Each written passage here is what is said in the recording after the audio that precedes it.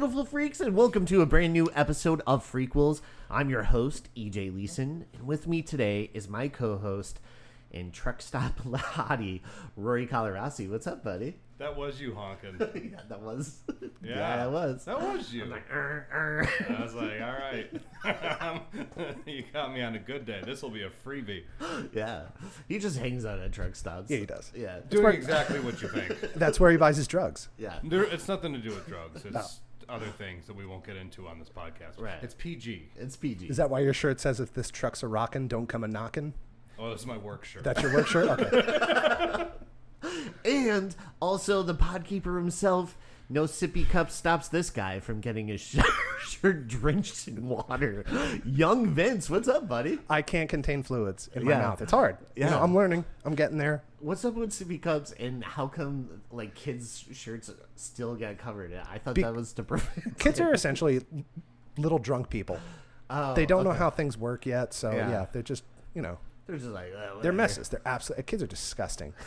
Did you ever notice when a kid like tries to hand you something, their hand is just like fucking covered in grass They and, want you to eat that and goldfish sugar? cracker. Like here, Every urge. have this Cheez-It. No. No, yeah. And today we have a very special guest who's joining us, super horror fan, actor, and one of my favorite people. Welcome, Justin O'Hearn. What's up, buddy? Not much. What's up with you? Nothing, man. I'm so pumped to finally have you on the show. We've been talking about it for a little bit, while yeah, now, yeah. And he's a super horror fan, so I was like, you have to come on, because we were talking about like prom night. Yeah, we were and- talking about all these random like deep cuts. Yeah, The one day. Oh, really? yeah, Welcome aboard. yeah. I know. I'm like, you're perfect, and you need to come on the show.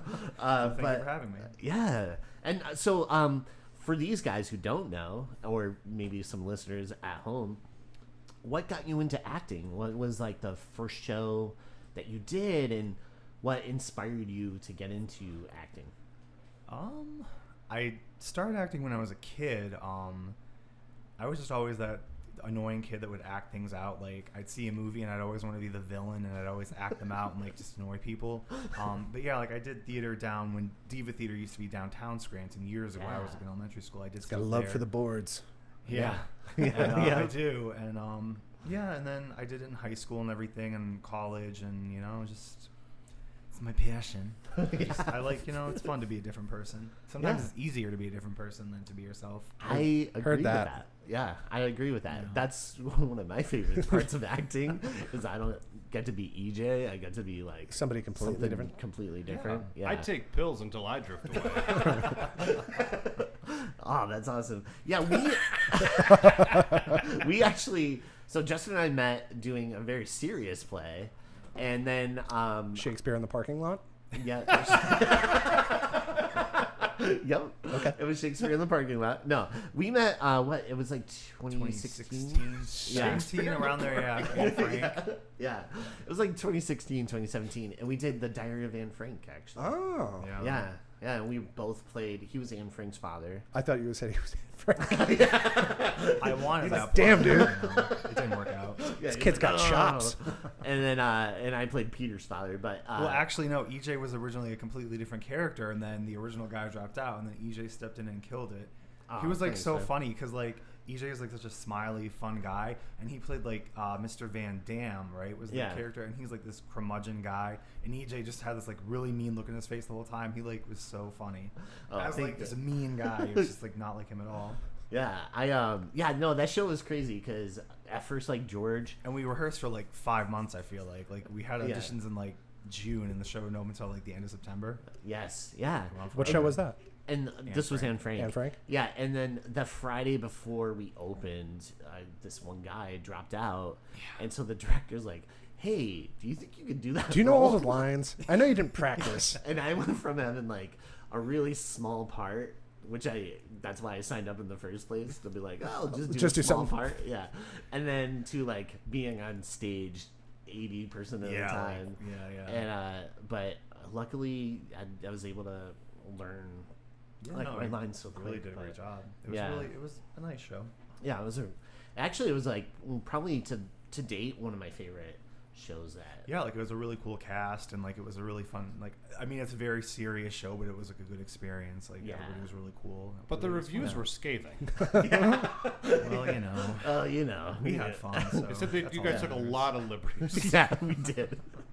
We just thought it would be more interesting. Did you ever see that? There was like that meme. It was like years ago. It was like Disney's Anne Frank, like how they did like Pocahontas and like made it Oh all my like whitewashed it. Then it was like Disney's Anne Frank, like she falls in love with a Nazi, and then it's like Maleficent looking villainous. It was like a joke, but I'm like, that's like the Anne Frank we put on, like the Disney Yes, version. yeah, And Walt Disney She actually became wrote a princess. that, right? Yeah. Yeah. But so now horror movies, right? What got you into horror movies? At early age, you were just into it? Yeah, no, I always loved the spooky aspect of things. Like Halloween was always my favorite holiday. Like even growing, like watching movies. Like speaking of Disney, like I always loved the villains, like Maleficent, Ursula, Jafar, and like the Wicked Witch of the West was my idol as a kid. I was her for Halloween like 3 years in a row. And yeah, like horror, like I just grew up watching like, you know, Dracula, Frankenstein, Vincent Price is the man, Yes. Christopher Lee, Peter Cushing. And yeah, I just always really love scary things and horror, and just, yeah, ever since I was a younger kid. I don't like The House on Haunted Hill, the original Vincent Price, I remember watching all the time. Like, I stole it from my grandfather. Like, he had it on VHS and I took it. And I was like, I'll give I'm it sure he back. would have let you borrow it had you just asked. I mean, he kind Jesus. of got mad though, because the one day he called me out, he was like, I wanted to borrow another movie, and he's like, you took, because there was that one, and then there was this other horror movie that was like this really bad, like Spanish horror film called Horror Rises from the Tomb, and it was like super bizarre. Like these people from like this city go into like the countryside, and like there was this warlock and this witch that were killed in the very beginning of the movie, and they put a curse on the family, and then the one guy was related to the family that was cursed, and then they dig up this scroll, and then like people become possessed, and they bring the people back from the dead.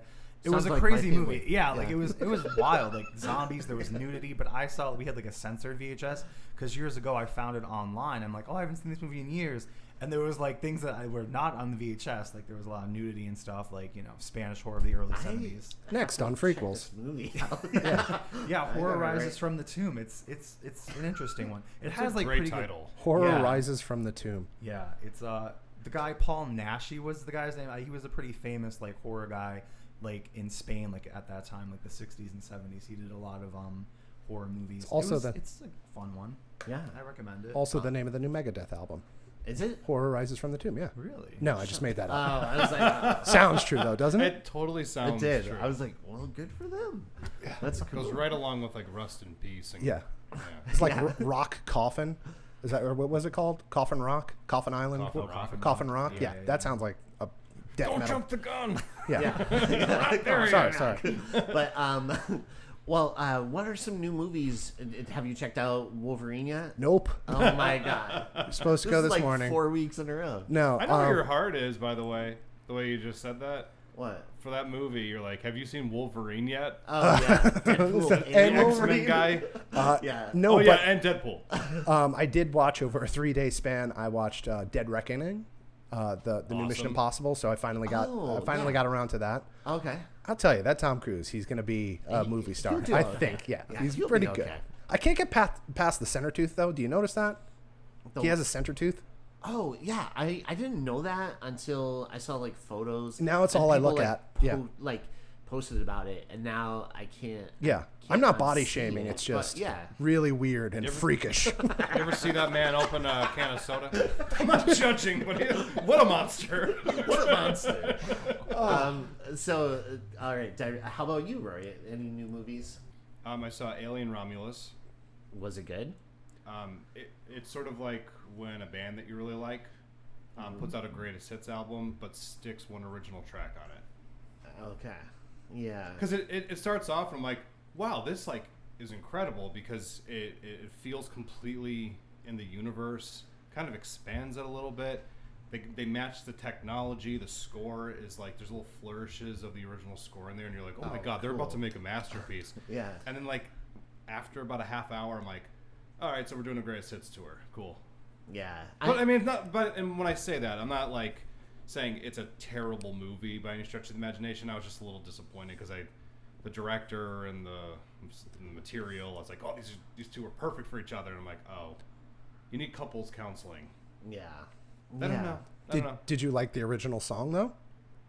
I did. You did? I did. You know what I mean by that. That's a weird I know riff. exactly what you mean. Okay.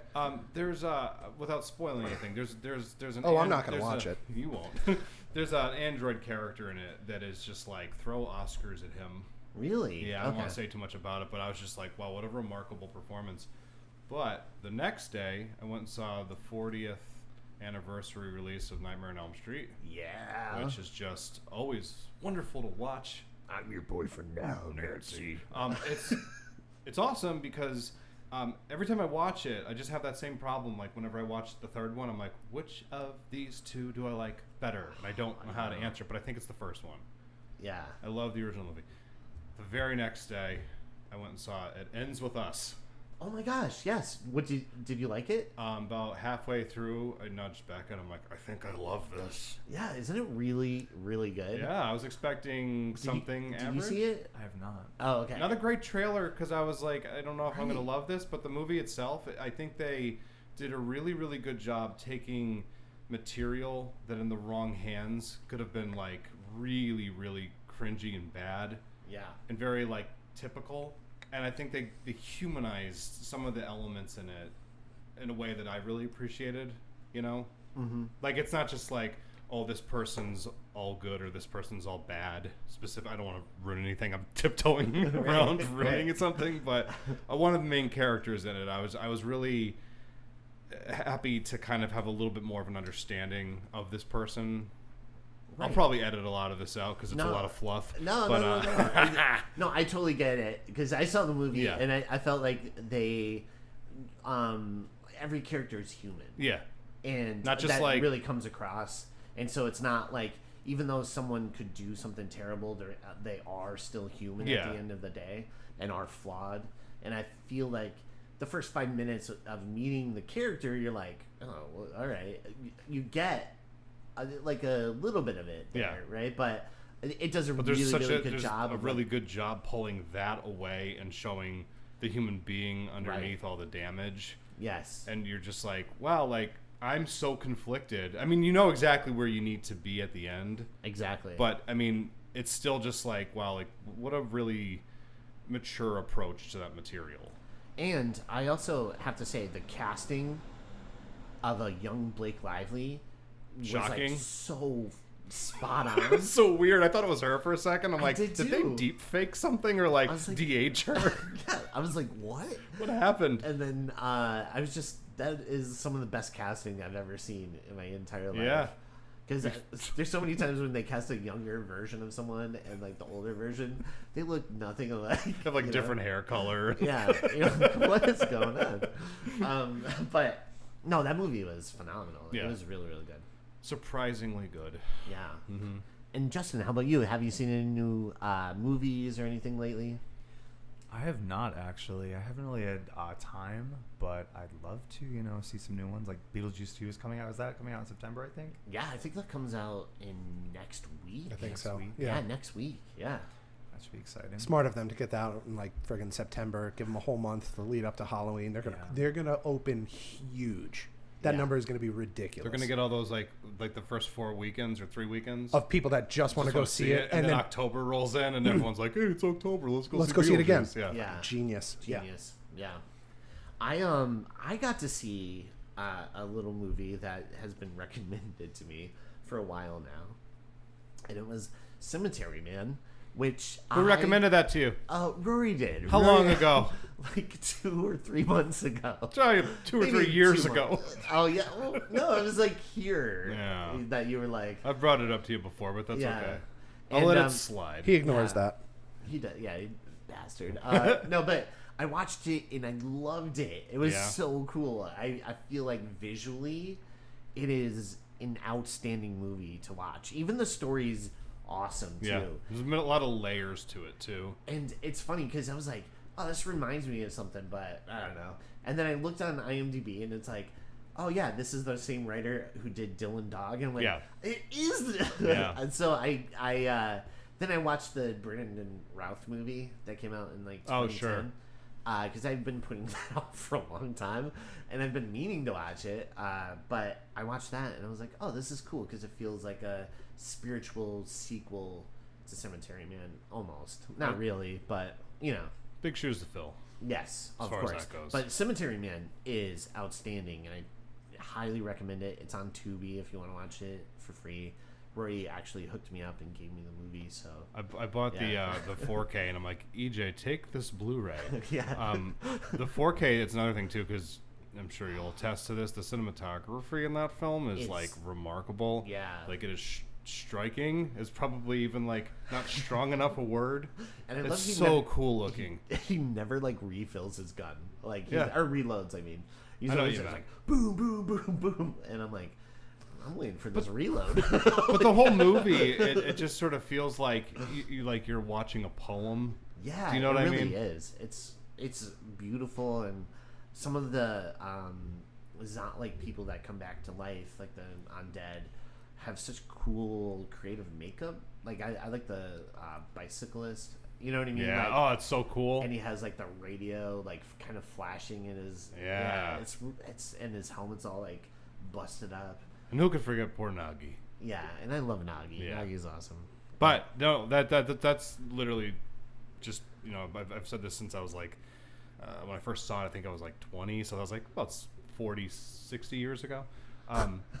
Just one of my favorite horror films ever made. Yeah. That's why I didn't shut up about it. That's something I think one day we should cover on here. Oh my god. Yeah. I think you would actually dig it. Okay. Yeah. I'll take your word on that. We'll need like an Elle Snow to come in and just start like deciphering I feel like Elle's shit. the perfect person. Yeah. It's she very could, like, really get into like the poetry of it. Yeah. Yeah. Yeah. So I'm glad you watched that. Yeah. I watched Dylan Dog too, so are you pumped about that? Yeah. Okay. All right. Hey, I'm glad you watched another movie. Thank you.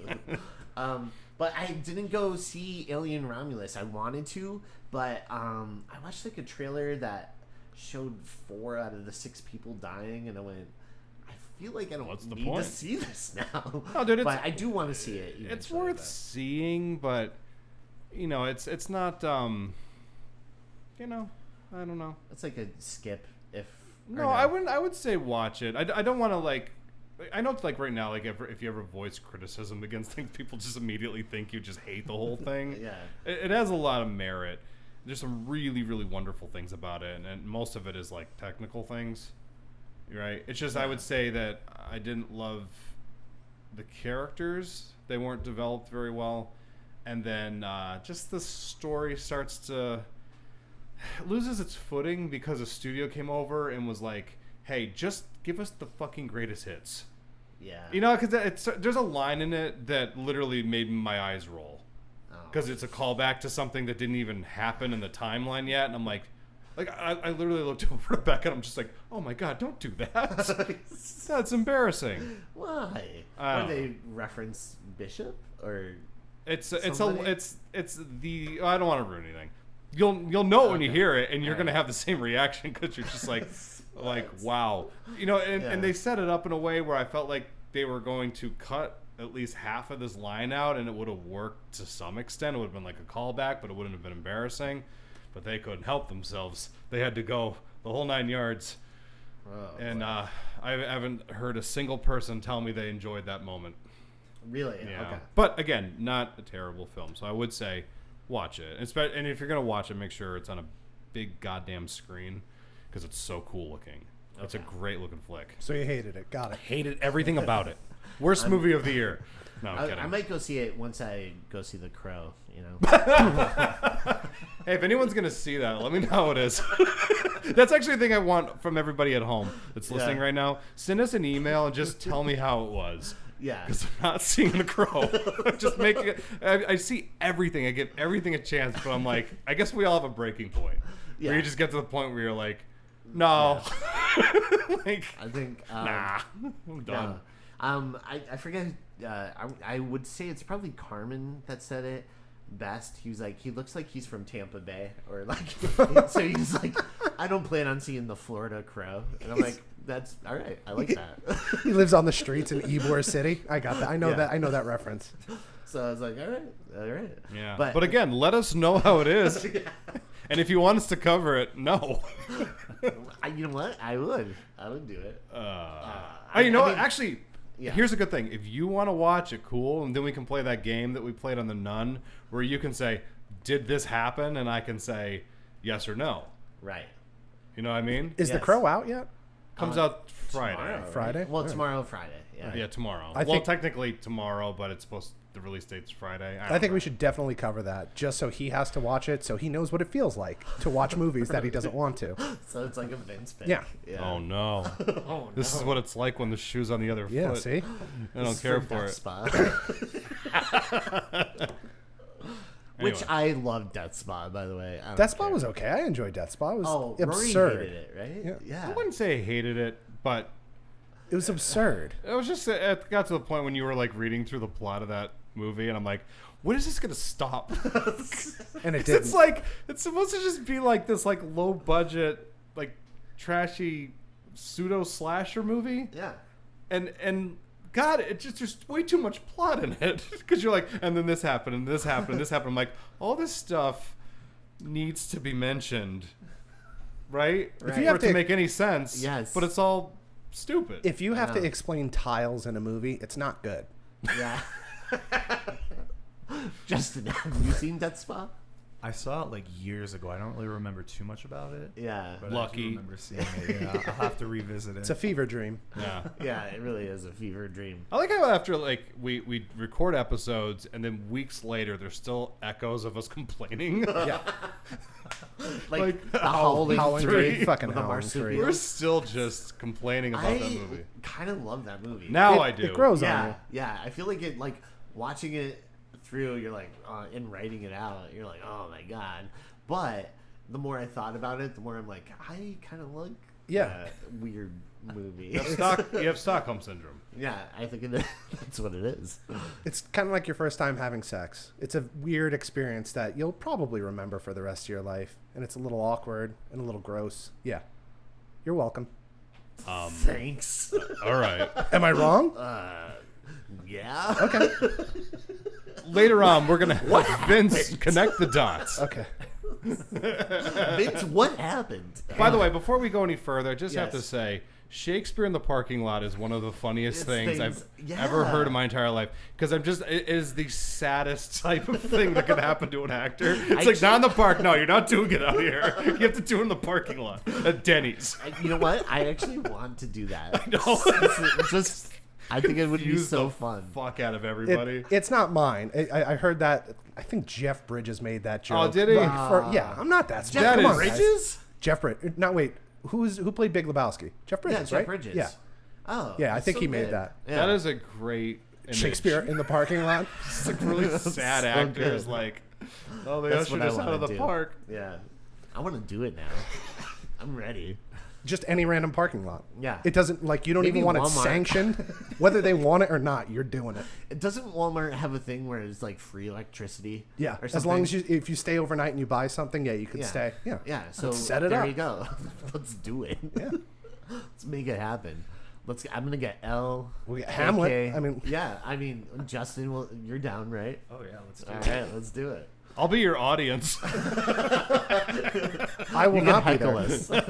You can heckle us. You're like, yeah, I like you. This is my favorite part. Runs into Walmart, buys tomatoes just to throw at you. Yeah, that's how you're gonna keep you in the parking lot. I have to buy vegetables to throw at you. That's right. They're like, we can't kick him out. He keeps buying stuff He's buying tomatoes. to abuse those poor actors. We're like just trying to dodge tomatoes. Yeah. Tomorrow. Tomorrow. Did anybody know that Rory had such incredible aim? Yeah. He never misses. He never misses. So let's get into the movie that Justin picked out today. I couldn't be more excited to talk about this movie. Me too. It's been a while since I've watched it. I can't remember the last time I watched it, but rewatching this movie, I was like, wow. It blew me away how well it still holds up. And I don't know. I just love this movie. So this was a stellar pick, by the way. Yeah. So what made you pick Blair Witch? Blair Witch Project. I don't know. I was obsessed with this movie like maybe 10 years ago or something. I literally watched it every single day. I don't know why. I just loved it. And like I bought those books. I bought the crime dossier. I don't know if you also watched, there's a documentary called The Curse of the Blair Witch. Yeah, It's on the Blu-ray. Yeah. Yeah, and I love that too. And I don't know, I just dig the movie's vibe. Like I like that it's at Halloween.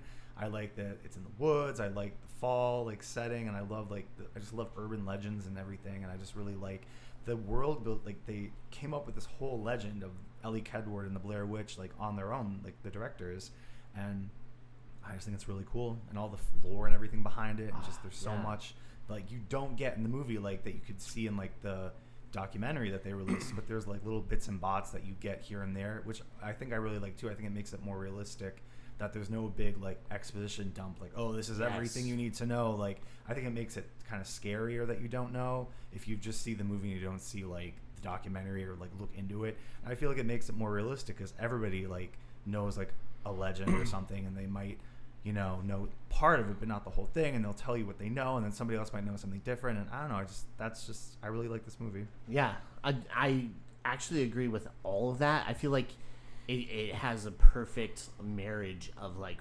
lore, and then it's revolutionary in the sense that it was like the very first found footage type of horror technically film, I mean right? they would were probably found go footage last before this. It's broadcast kinda like, and I Cannibal say, Holocaust and Cannibal things like that. Holocaust. There was Yeah. the McPherson tape But that came out. It and definitely propelled it into the pop The- culture stratosphere, Yeah, It's kind of funny because I feel like this movie came out and it was a really big deal, but I feel like found footage itself as a genre probably didn't really take off until Paranormal Activity. Because I feel like everyone was like, oh, the Blair Witch, like it was like the movie to hate on for a while.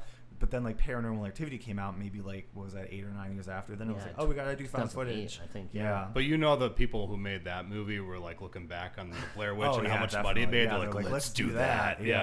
Yeah. So you guys are both like really big fans of the movie. Yes. Well, then I have a surprise for both of you. And What? for you, young Vince. Uh-oh. I actually have one of the original actors from the movie who's going to be joining us. What? Yeah, check it out. I hope it's a I stick. actually found one of the original Stickmen from the movie. Oh my gosh. Stickman. Now, I've read that this was a very, very harrowing shoot.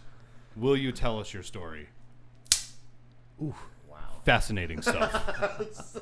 Thank you for sharing your story with us.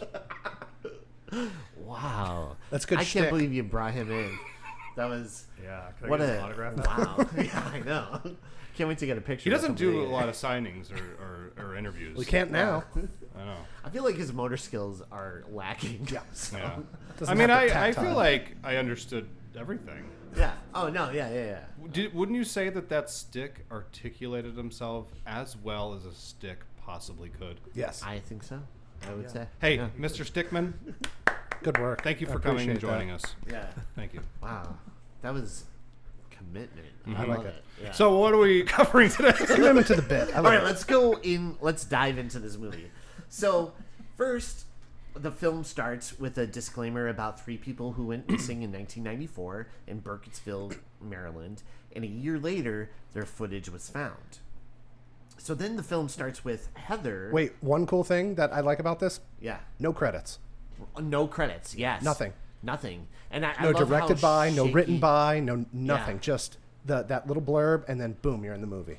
If you Yes. had like opening credits for the movie, that would have completely Oh ruined yeah, it. especially Yeah, because I the think- gimmick was that it was real and everything. They were Yeah. Exactly. You're- Yeah. You can't do that. And I think they were also using their names, like Yeah, like their Heather, real Josh, names, and Mike. Yeah. This is for you, Uh-oh. sir.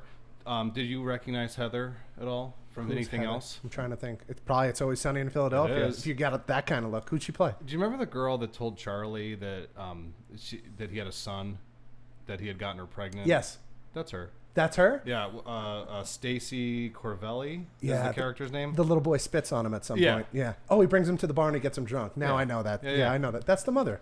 Yeah. Okay. I started doing this thing where I'm like, how can I make Vince Vince. not like hate this experience? So I started looking for things in movies that fall into your Yeah. wheelhouse. Well, I appreciate that, but it's not going to help because I hated this experience. Did you? Okay. Oh, did you really? You want me to go? No. No, Okay, no, okay. no. We'll, You we'll say talk about it I was at the kidding. end. All right. you got you. All right. Cool. That gun is loaded though. Holy shit! Yeah, holy shit. I'm like Cemetery Man, fully loaded. Yeah. Then the film starts with Heather, and she's getting prepared to leave home, and she's packing some survival books to help guide her just in case anything happens. Then we see where Josh arrives with some of their camera equipment, and they set out to pick up Mike, who Josh kind of knows, but Heather has no idea. Like, she never met him before. And he also has like some film equipment and experience, and that's why he was hired to like help with this Blair Witch project that Heather is kind of directing and streamlining. So they stop to grab some food and then begin. So they prepare their first slate, and Anybody like her little moment with the marshmallows? oh yeah, where she's like marshmallows. Yeah. yeah. Whenever I see marshmallows, I think of that. Really? Yeah. Yeah. Do you poke them? Hey, these people, these actors, do an awesome job at recreating, like, you know, like when you were like a kid and you had to be on camera, and you're Yes. just trying to fill Time. yeah, like the things you say to each other, like that awkwardness. You're trying to be funny, but it's not Yes. funny, and like it's so goddamn authentic. Well, that's I have like hours and hours and hours of footage from like making movies when I was a kid. Yeah. And this is how my friends and I sounded. exactly. Yeah. Yeah, no, I think that's what is one of the greatest selling points of this movie is how authentic everything feels. It doesn't feel like Hollywood actors performing. Even though they are actors and they are performing, there's such a like natural, authentic. There's a realness to it. Yeah. Can I share a real quick story with you Nope. guys about my? You don't want to hear my story on this podcast? You don't want content? That's fine. When this movie came out, I wasn't aware of it. I think I was maybe like 13 or 14 at the time, but my friend was over, my friend Jay Samsock, and he was telling me about this movie that had just come out that was apparently real, and that they put it into theaters. And I'm like, no, they didn't. And he's like, no, it did. Like, I was reading this thing, and they were saying that like they just actually like found this footage and they put it into theaters. And in my head, I'm like, that sounds illegal, but I'll roll with it. So it was on my birthday that year that I went and saw the Blair Witch Project, and I sat in the theater and I'm watching this movie, and I'm like, okay, so this could be real, because it doesn't look like a movie. Like, at that point in my life, most of the movies I'd seen were like Star Wars. Like, when you think about what came out that year, it was like The Mummy with Brendan Fraser, American Beauty, Fight Club, Sixth Sense, Phantom Menace, things like that. So like that to me was like my understanding of what movies looked like. And then I watched this and I'm like, my fucking friends and I look like that on film.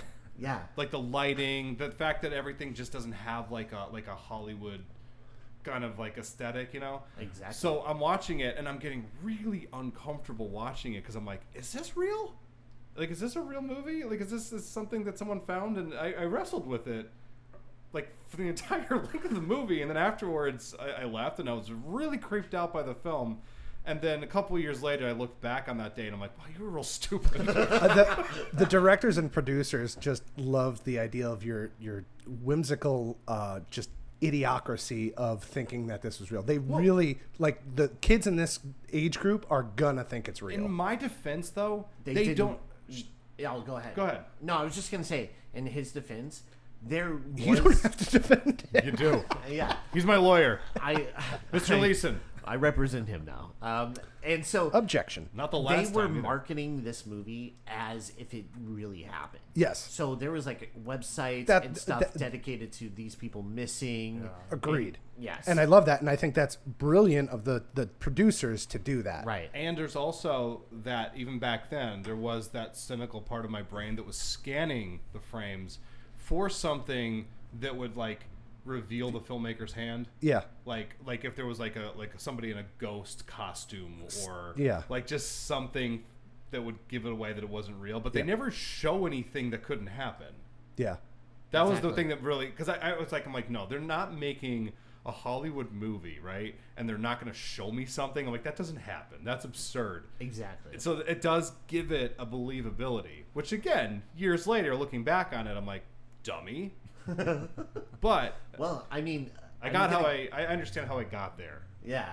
I'm gonna get into a part right like within the next couple of minutes, but that really sells some of the authenticity and realness of this. So they prepared their first slate and then begin with Heather giving a backstory of Burkittsville in the cemetery and a little bit about the Blair Witch, and they start getting some interviews, and this is the point where I was like, whoa, like this feels so authentic. The little kid who's like, no, and like trying to put their hand over like the mother's mouth, right? Yeah. And you're just like, oh my god, that feels so real. Like like there's no way this kid knew like they were acting or whatever, but it just sells it so well. And then you have like the other people, and they feel like real people. They don't feel like actors. Yeah. So I don't know if you guys have any information on this. Maybe you do, our guest over here. I just maybe like tell me if maybe this is what happened. I got the sense that they flagged down like regular people and said, "Hey, do you want to be in a movie?" And they're like, "You're not mugging me?" Sure. And they said, "Here's the gist of what you want you to say. Just be creative." Yeah. And I don't think that kid was prepared for it. Like I think the kid was probably just like, Mom, is that real? Right. Do you know what I mean? Yeah. No, it was a mix. Some of them were actors. That woman you mentioned was not. She was just some random woman they interviewed. Okay. And she came up with that story on the spot. They mentioned it in interviews and like on the commentary. The older guy who was talking about Rustin Parr, he was an actor they had hired. The guy fishing who looked like Adam Driver. They were actors, yeah. Definitely they were definitely actors, yeah. An actor at your local playhouse. Yeah, they were like, yeah, it was, that could have been KK, honestly. And the woman who played Mary Brown was an actress, and she was an interesting character. She's from what they amazing. said. She was fantastic. She She's only in the movie for like 2 minutes, not even, and she's like so memorable. Yeah. They were Mary saying, Brown, was that her name? Yeah. Mary Brown. They were saying the story was they put like a some kind of flyer on the community college bulletin board. They were looking for an actor for this role, and she was the only one who showed up. Her name was Patricia. I forget her last name. Brown. Arquette? No. Damn it. Yeah, Beat me maybe to it. Arquette. Son of a bitch. But she showed up, and she was like, really she set it all up. Like, she set that. That's cool. So a The base, Blair Witch is here. a base just fell over. Oh my god. A vase? The Blair Witch is Hey, here. you want to grab that? Vince? You look like Mary Brown. I think I just saw Vince have a stroke. I broke something. Oh no. That's okay. I think It did. Headstock. It's all good. Oh, something just fell off it. Okay, good. Oh. I could have God. been way worse. Ah, jeez. Headstock could have snapped. It's all good. See, we're talking about the Blair Witch, and And things just start falling. that's the first time something creepy happened when we're recording The Blair Witch is Real. so here's the thing, guys. Along with the stick man, I also have another guest. The Blair Witch. Cackle, cackle, cackle. I love that we just say cackle. We don't actually cackle. Wasn't like Josh saying that. He's like, it was definitely a cackling. Yeah, it was definitely cackle. Some kind of cackling. So, so this actress Patricia, she showed up. Only one that showed up. Yeah, only one that showed up. She set up the. the only one that She showed was up. the only one. She's like, I'll do it. But Man, do I identify with that? yeah, like, that'd be me. Honestly. Like, person So fun. showed up to your But casting. she set up like they have that fence and how there was like, oh, this is Mary's gate. I don't know. I'm gonna pull this open, but like she set that up, which is really cool because like always thought her gate looked like the stick men later in the woods. Like it looks like the same, like the twine and everything. And there is like people saying that Mary Brown is actually the witch, like in disguise, because like, oh, she's the town crazy, and like she describes the witch as having like horsehair all over her arms, and she's wearing like a blouse that is covering her all up, so she's like hiding incognito. And then later Heather mentions like Mary Brown mentioned that she was like an actress and a ballerina, and She was everything. A scientist, a teacher. The actual woman like was telling them this like off camera. So the woman was a little out there to begin with, but she was perfect for the role. Like she is so great, and like I wish she was in it more, but I feel like it's like the right amount where you're like she's really kind of cool. Like I don't know. Yeah, no, She seems totally like a good agree. time. Like she seems like you'd see her at the V spot. She'd be doing karaoke. You're like, I feel like Mary Brown, Patricia would have been a good time. Honestly, Yeah. The song just sounds a little wrong. Yeah. She's singing Yeah. it. And I'm like, I like I buy later it. on in the movie when they're talking about the rocks, the piles of rocks, and she's like, "Wait, didn't Mary Brown say something about piles of rocks?" Like, I stopped listening because she sounded like a fucking lunatic or something like that. and So, like, I'm live gonna your pay life attention. like a pile of rocks. Yeah. Yeah, but yeah, so they hear about during these interviews about Mary Brown. So they go and they check her out, and Mary Brown gives her story and how she encountered a furry-armed lady, hairy from head to toe, in a Shaw, and then they immediately kind of, discredit Mary Brown in the next scene by claiming she's just crazy. And I love the way that she describes what the thing looks like. It's like that scene in like a Family Guy where he's just looking around and she's just like, yeah, he had horse hair and oh yeah, and I love he's wearing a cape. I love too and how like Heather's like, what about? She's like going like on about. She's actually like her arms, and you could tell she was a woman, but like her legs. And Heather's like, yeah, what about her face? And she's like, it was just kind of strange looking. Like that's all she gives. Like Hell of a description. yeah. It was strange. Strange looking, you say. Oh.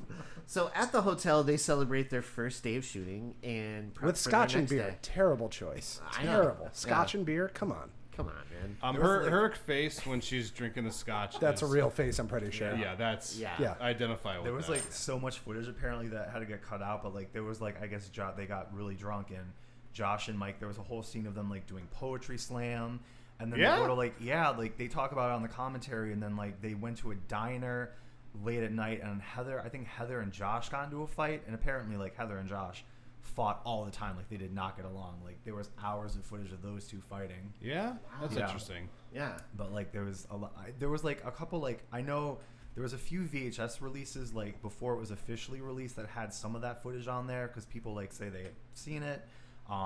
But yeah, I think I might have seen like a bit of the diner scene on YouTube like years ago, but they cut out like a ton of footage because like Were they at like a trying to get Waffle down. House? Probably it was like a Waffle House, An IHOP? something. I Like that. also feel like this was one of those movies that because of the time, like people went to see this multiple times. Like you didn't just go see this movie once or twice. Yeah, You I probably did. saw it like Yeah. 3 or 4 just because you wanted to see if you could see something. Is that what you were saying? Yeah. No, I was just mesmerized by the movie. I'd Yeah. never seen something like it Yeah. before, so I was just like, I have to go keep seeing it. I I know, saw it that's at drive-in also, which, by the way, like the Dixon City Circle Drive-In, Yeah. where you No. can check out any PA Horror Fest in October. I'm that whole area is kind of has like the woods surrounding it. Yeah. Right. Oh man, And so what I a was great just- way to see it. And I'm watching the movie and I'm like, I want to go. And That's they- when I saw Jurassic World when that first came out. I went to the drive-in, and literally when it started raining in the movie, it started raining outside. I'm like, this is like the perfect way to see this movie. And didn't you say that there was a bunch of raptors watching And there was the a movie bunch too? of raptors, like watching the movie? and they knew how to open doors. Yeah. Because one held a door open for me when I went to the bathroom. so it was really nice. Oh, that visual is searing into my brain. Just let me go. Wait, they bark? They make that noise. I don't know. It's like, Clever girl. So, anyways, they are celebrating, and we see they get this interview from two guys who are fishing, and they're telling a story about this girl who disappeared for 3 days and then returned. And they also mention, I don't want to mispronounce it. It's Coffin Rock. Coffin Rock? Coffin Rock. Coffin Rock. Coffin Okay. Rock. For some reason, there was no like subtitles. I was like, I don't know, like I can't make out what this guy's saying. It's actually pronounced Macaulay Culkin. Right? Yeah, Macaulay Culkin Rock. And those guys, the two fishermen, are like, they do it with the same energy as someone at the beginning of like a Law and Order episode. We're like, we're not going to stop fishing. So we're going to keep talking, but we're not stopping fishing. Sir, we just need 3 minutes of your time. Not stopping. You know what else is funny? We'll tell about you about this gruesome murder, but first I got to throw this. Let's step back a little bit. All right. I got And a they got like cast. a Scooby-Doo energy. The one guy's like, "Goddamn stupid kids." Like, Yeah. You damn kids will never learn. Yeah, She's like- like, what was that? and she's like, "First, can I like put your image on like this off of the Blair Witch Project?" That she's like tripping over rocks. She's like, "Watch it." Yeah. I like love Heather's like chaotic like theater kid energy the whole movie. Yes, like she's absolutely. so like cringy, but it's like perfect. Yeah, she It's very even real. some of She the is stuff so she'll real. say Yeah. like is cringy a little bit, but Yeah, but like, I love it. Like, yeah, it just makes, But like, if you go- know somebody like her, like Yeah, Yes. if you go back and watch all your friends' home movies from when they were 15, they sounded like her. yeah, yeah, absolutely. Also, the two people that are fishing, they have that. There's a believability to their relationship because it almost seems like they just fight all the time. But they're the only two people that'll go fishing together. That's They the don't most like- talking they've done in weeks. Yeah. Like right before like Mike, Josh, and Heather showed up, they were having like a real wild fight. There's like a hostility going on there. It's just like, yeah, you damn fool, kids will never learn. Shut the fuck up, Mike. Yeah. I gotta tell this story. Yeah. But yeah, so the group then get their hiking gear and packs and stuff, and they head into the woods to Coffin Rock. And we learn from Heather. When they packed, they only packed one fucking map. One map. Yeah. One map, one compass. That's it. They'll be fine. Yeah, that's Okay. all you need. You should probably bring more. Yeah, Okay, probably. anyway. In So- hindsight, yeah. We learn from Heather that in Coffin Rock, there's these 5 men who were bound to each other, and their intestines were ripped out, and they had writing carved into their flesh and faces and stuff. And I'm like, oh man. So if they ever make another Blair Witch, I kind of want to see a movie about Coffin Rock a little bit. I would enjoy that. I know. Yeah, I would that'd be too. that'd be a good take on it. I would like to see something like that. Just like to see, because it sounded like they were like not like a human centipede, but they were all like sewn together. Yeah. Oh, together bound and stuff. hand to foot, yeah. Yeah. So I was like, oh man, I don't know. It would be. Yeah, you heard that and you're like, man, I really want to see that. Dude, you got problems. I love movies like this. I love movies. I really did love wanna see movies like this because it's almost like it's like campfire horror. Yeah. Yes. I love movies like that. They're rare, Me too. but they're out there. Also, this is a compliment to Heather Donahue. Is that her name? Yeah, Heather Donahue. I love that she's on camera, right? Whenever you hear her talking, she sounds like person holding a camera and just talking. But when she is doing the documentary portions, she becomes like a person imitating a documentary. Yeah. Yeah. Do you know what I mean? Geraldo Rivera wannabe or something. Yeah. She's very like, Yes. like that Very voice that she puts pretentious. on. Yeah, like that pretentious like theater kid. Like R.I.P. I'm in Phil film Donahue. school, guys. I love it though Yeah. because Yeah, I'm it's just awesome. like It's her. perfect. She's so goddamn consistent through this whole movie. No, like She really and is. can you believe she was? I think she won the Razzie that year. Like Really? her performance was like people. Yeah, like they were like people really did not like her, which I'm like, how? Like she was Dude, so good. there's- She's like a the selling point. Over for the this. top. There's a section in this movie that literally like upsets me when we get like when she just like starts losing Yeah. it. She feels like a person just like Well, I feel unraveling. like about like that. I think because Shelley Duvall in The Shining, we mentioned The Shining. She had a similar like people were like, oh, her performance is awful. I don't know if she was nominated for a Razzie, but I think like maybe at the time people weren't comfortable seeing a woman show like actual, true, genuine terror.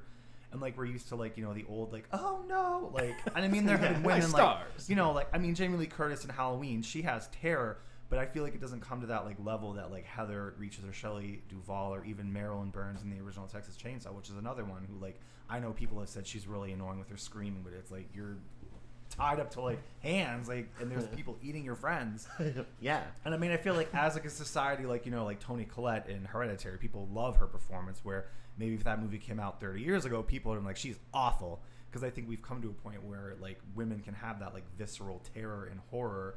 And I feel like maybe at the time people were uncomfortable and were like, oh, no, she's terrible. Like she's too like it was too real for people. And maybe like Yeah. because people like I know were like complaining about how much they didn't like her performance. I remember like reading years ago.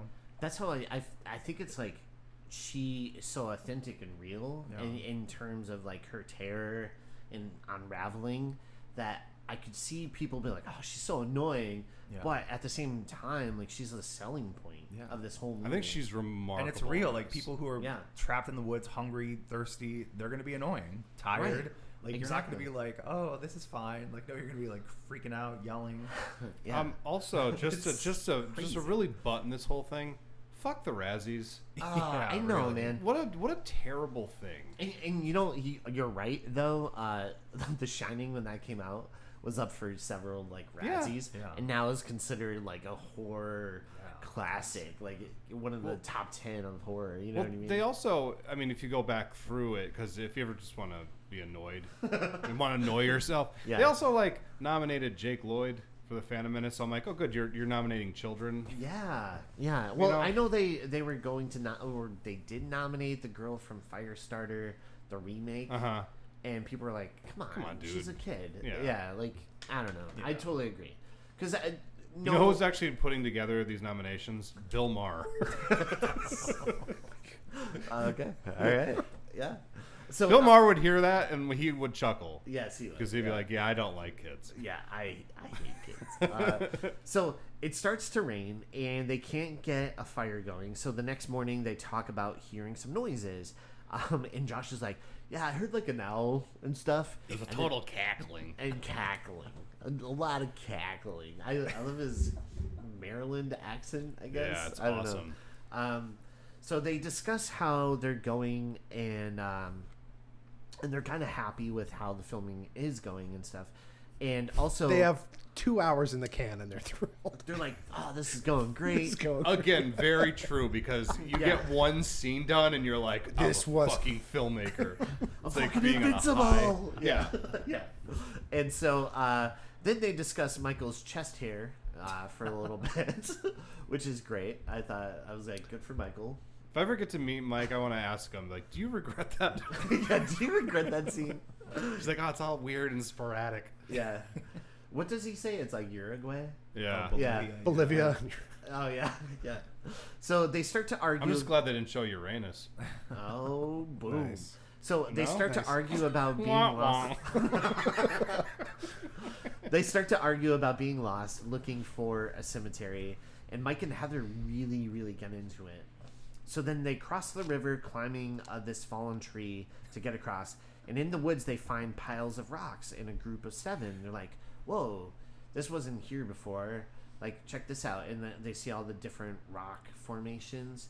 And there's 7, and there's a little bit of a callback to a story earlier about the the Burkittsville 7. The kids that Yeah. disappeared. Lunatic Mary Brown talked about the rocks, according to Heather. Yeah. Yeah, she Yeah. did. And and Heather, she like knocks over a pile of I think rocks. it's Josh who does it. Because Heather's like, Because she like freaks out, resets and it she back puts up. and like kisses it. Yeah, Yeah. and that to me was kind of like an indication where I'm like, okay, so Josh is the first one to. Josh is the first one to die. Yeah, well, because it's like I don't know if like you're going by all that weird Lore. superstitious shit, Right. Yeah. Where like maybe like knocking over the rock is like Disrespectful to the exactly. spirits. It's Yeah. like Blair Witch is like, I just set those up. Oh man, Like the it Blair took me Witch forever. The Blair Witch is just like real like weird. She's like, I just like put my piles of rocks up around the woods. She's I like also- Dennis from. Yeah. And I also It's think Always Josh is like, you mean to tell me that we hiked 4 hours for a fucking pile of rocks? And that's Yeah. like This another is thing too about like, because they even asked like, who told you like there was a cemetery back here? Like, I'm just like 4 hours into the woods. Like, who Yeah. would know that there was? And like, was that the cemetery? I'm assuming That's just as right, like yeah. burial ground. I just think, and that's another thing I think about. Like, where did she find that out about? Like, maybe that was the witch's magic at work. Because like people, there's all like different theories about like what really happened. We can get into that later. But I'm thinking like Yeah. maybe like the witch can control people, and like someone told Heather, oh, did you know like this part of the woods there's a cemetery, and that'd be perfect for your documentary. And she's like, oh, that's great. Because like Heather is like the one who's like taking charge and taking the lead of everything, and they're just kind of like, okay, whatever. But like they are getting annoyed with her. But I do love when they're crossing the branch, and Heather's like, think of how cool the cemetery will be. And he's like, shut the fuck up, Josh. And then he like knocks it. They go over. She's like, oh, what'd you drop? And he's like, I didn't drop anything. And she's like, oh. Like, Yeah. I just like love how Heather's like so like on top of everything. Like I just Yeah. love that. She's definitely She's one the- of the best parts. And She's Josh the- is like she's so the funny 'cause director. Yeah, Yeah. she's the director. She's It's gotta be like, perfect. I'm in charge. Yeah. Yeah.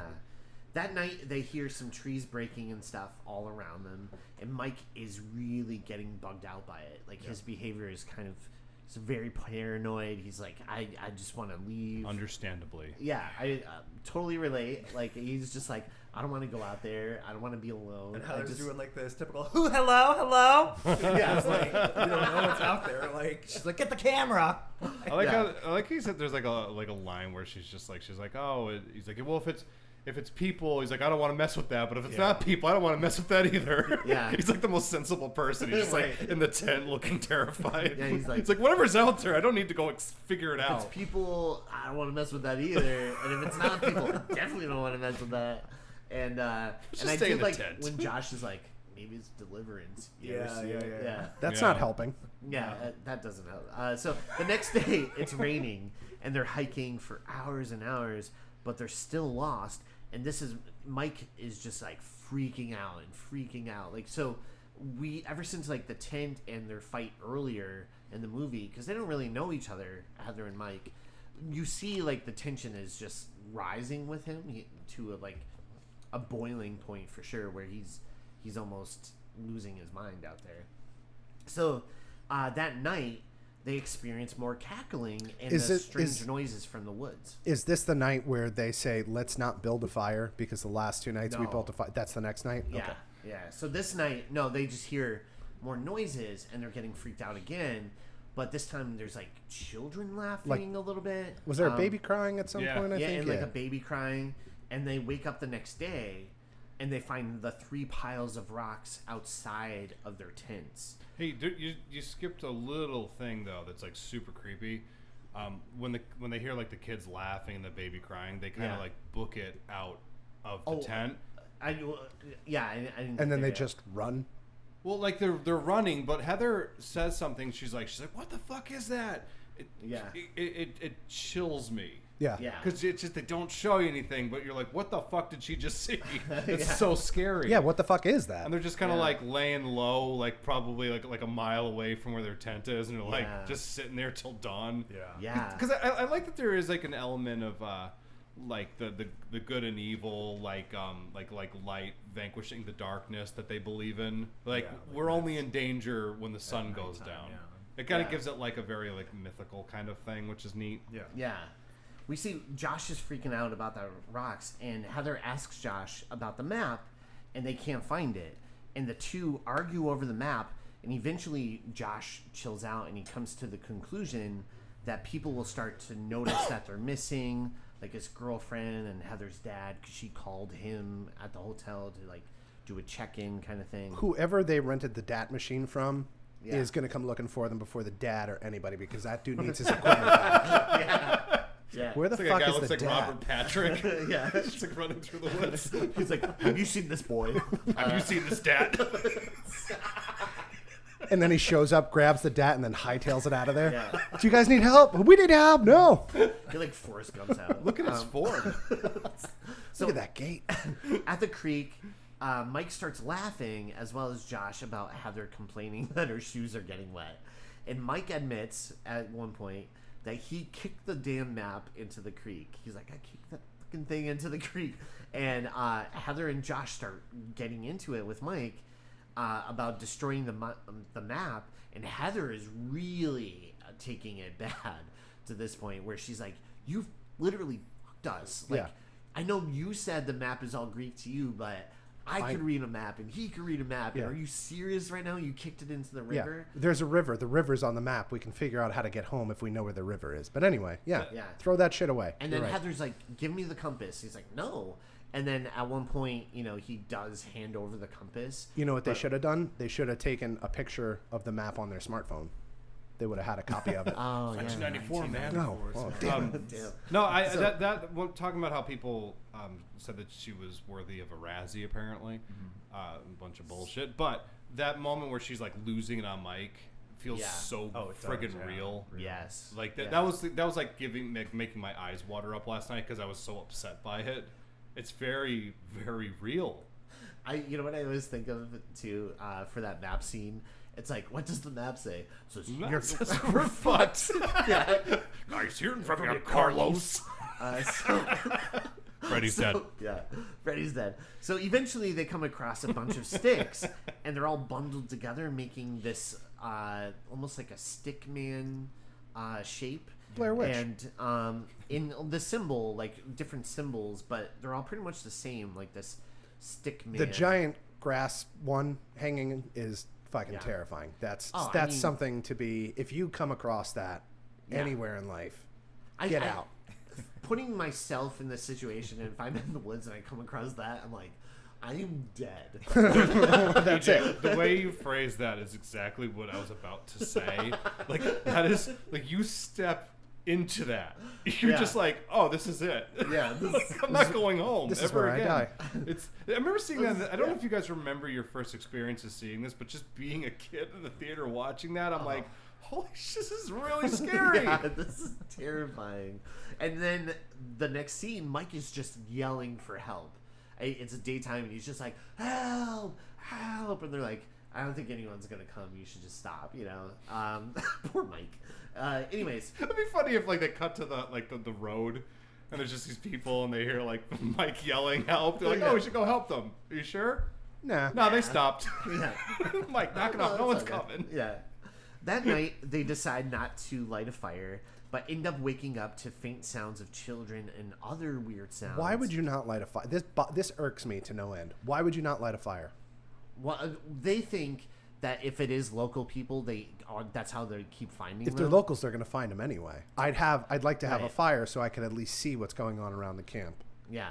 And also hiking 101, you tell somebody, hey, we're going hiking in this area. We're leaving on this time. We'll be back on this time. If we're not back, come find us. They're on a level, experiencing a level of terror That- that probably just doesn't have you thinking logically. They're just like, I just don't want whatever's in the woods to see us. Yeah. What's the best way to do that? Let's just not have a fire. Let's not have a fire. Yeah. I haven't been able to sleep in days. So they- my eyes are wide open. They start hearing these noises, and eventually, this is when they run out of the tent in fear. Is that okay? I thought. Yeah. Did you mention before that they had like the children and the baby crying and stuff? Oh yeah, it was just you heard sounds of like children, but not the baby crying part. Okay. Yeah, that was. That's when this is next. when they start shaking the tent. And Yeah, shit? and the tin is like shaking, and they just run out. They book it, and That's when eventually- Heather's like, she's like, "What the fuck is that?" And I'm Yeah. like, "What the fuck is it? Yeah. I don't want to know. Don't point the camera at it. Please." So You eventually, film everything else, just not that. eventually they stop running, and they talk about the baby screaming, and then how it just stopped screaming. And so the sun is up now, and it's been an hour since everything has happened. So they return to the camp, and one of their packs is missing, and their tent is like trashed, and there's some slime, Some blue goop? some blue goop, Some bloop? some bloop, on Some Prometheus goo. yeah, on Josh's stuff, specifically Josh's stuff. And he's like, "Oh man, it's like slime." Is He's there- like, "No, it's a water bottle." He's like, "No, it's definitely, It's definitely slime. I know Yeah. what water is. Is there a reason for blue goop? Is that in the book anywhere, or is that... No, not that I could remember. I do know the whole when Heather's like freaking out about seeing what the fuck is that. They had like a crew member dressed in like a white. I forget how they described it, but he was like all in white and had something over his face, and like they were supposed to catch it, but like the camera didn't hit it. But somebody was like Shocked. running along with them. Yeah, Yeah. Shocked the camera didn't pick it up. yeah, I know. Which, thank God, it yeah, didn't. would've- Yeah, I think We I would kind of not like. be. 'cause We I would not be see it. sitting here talking about this movie if they showed that. Yeah. Yeah. How is this somehow some of the best cinematography while being some of the worst cinematography? We'll get into that later. Okay. Yeah. Yeah. Because It's a I understand it's a choice, but yeah, it's very frustrating to me. Oh. Okay. Yeah. Yeah. So Josh is having a bit of a. And by the way, breakdown what now. that was on the goop, Yeah. ectoplasm. Oh, yeah. There you go. There you go. So Josh is having a bit of a breakdown, and this is the first time Josh is kind of like really having a breakdown. Like we saw, He's held it together thus far to keep everybody else sane, and Yeah. now he's finally past the point of sanity, I would say. Which is funny Yeah. because I mentioned that Heather and Josh, like the directors specifically said on the commentary that it was always like the way they edit the film, like it looks like that, like it's always Mike and Heather at odds and Josh kind of being the peacemaker. But they said it was the opposite. It was Josh and Heather always fighting and yelling and screaming, and like they just. And Mike was originally supposed to be the one to disappear first, not Josh. But they were like, we just gotta get Josh out of here because if we leave Heather and Josh alone, someone's gonna die. And they were like, we were sick of watching like hours of footage of them just fighting. Yeah. Yeah. So it's like Yeah. funny how they edited it to make it look like it's Heather and Mike, but it was really, I guess, Heather and Josh. That's That's interesting. in insane. reality. Yeah. Huh. So, yeah, Josh is having this moment, and Mike's like, "Hey, Heather, just let him alone for a little bit." And then that's when Josh is laying on the ground, and he's just like, "Why is all my stuff slimed?" And so then Josh and Mike start to kind of like mock Heather a little bit because she's like, "Nothing bad could happen to us. This is America. This is Yeah. USA. Like nothing should happen like that, right?" And this is when Josh Heather and never Mike, read like a history book. No, never, Yeah. not once. they get a little patriotic and sing mostly to mock Heather and her reassurance, like Mhm. the thing that she's like telling herself, like, that can't happen to us because it's America. And they're like, yeah. So they start singing the national anthem. Yeah, and they start singing all this stuff. And eventually they come across the same log that they passed hours ago and that they actually crossed. And it's not the same log. It's not the same log. It's the It's same not log. the same log. It's the same log. It's not the same. It I can't love be the that same delivery. log. Yeah. It's the same fucking log. It's the same fucking log. I love Yeah. that. That's a good it's line. so good. And the three of them are now distressed over what to do. Because at this point, they just kept going south. They're like, we'll follow the compass and just go this way. And now that they've come across the same log, they're like... They know they're fucked. Right. They know they're... What does the map say? they're hours away from being where they need to be, and they have no idea how to get there. Yeah. Yeah. So Josh antagonizes Heather by giving her motivation for the movie. He's like, what's your motivation, huh? Get us out here in the woods, get lost. And he really lays into Heather, like, hardcore. And he's like, why do you keep filming us? What's your motivation? You know? And this is when we actually see Heather now kind of really taking in and breaking the situation down. and breaking down. Which, again, fuck you, Razzies. Yeah, and Mike, of all people, kind of becomes the voice of reason, and he's like, Josh, cut it out, like, leave her alone, stop. Where Mike before seemed like the loose cannon, the one that was like, you know, got lost 1 hour, and he was already lost his shit, but now Mike is becoming... It's like 20 minutes in. Yeah. I kicked the map into the water. But Mike is now becoming, like, the voice of reason, which is kind of weird. Like, because he knows he fucked up. Well, that, but I think he's just like...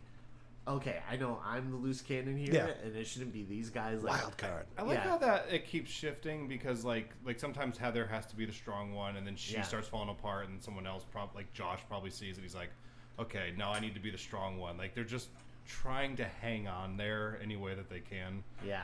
I don't know. I think because it's there's that very part realistic. where Josh is like sitting off like kind of by himself, and Heather's like, we gotta keep moving, and Mike says, just let him have like his time, and he asks for like another cigarette, and they're like, we're all out, and she's like, come on, let's go. As he's like just sitting there like, is there no fucking cigarette? And that was after the goo in his back. He's like, why was it all over my shit? Yeah. So like they all kind of have their moments where they like someone has to like kind of be the strong one while they're having their moment. Which again is very realistic because like in a big budget movie there'd be like one central strong person who's kind of leading everything. But like I think in real life you'd have the person who's like, we're gonna make it through. It's gonna be great, and then several days into walking through the woods, that person probably wears down, and then probably somebody desperate to just want to believe that they're going to survive probably has to lie to themselves and then starts putting that out there. Like, no, guys, we got to just keep going. It's going to be great. But deep down inside, they're like, we're fucked because the map says so. The map says we're fucked. So that night, Josh apologizes, and they all start to bond over how hungry they are. They're like, man, I could really go for a cheeseburger. They pretend to eat a meal. Yeah, and that's the line where he's like, when he's like talking about how he wants his mom's mashed potatoes. Yeah, really humanizes the fuck out of Josh, and that just made me so freaking sad. I know, because it's just like you just picture him being like a little kid at home, and that's probably just his safety thing. It's just like, oh, my mom's mashed potatoes. I would do anything. Yeah. And she probably just makes those out of a box. Yeah, I know. It's probably just like instant mashed potatoes. But mom made it, so yeah. They were moms. Just like a cigarette inside. So some mashed potatoes. What a cigarette? You want butter? No, give me the cigarette. Eat up, Josh. So eat the fucking potatoes. If the three of us are making this movie, who dies first? Oh, Me, you. First. You die first? Yeah. He's Heather. You're Josh. I'm Mike. Okay.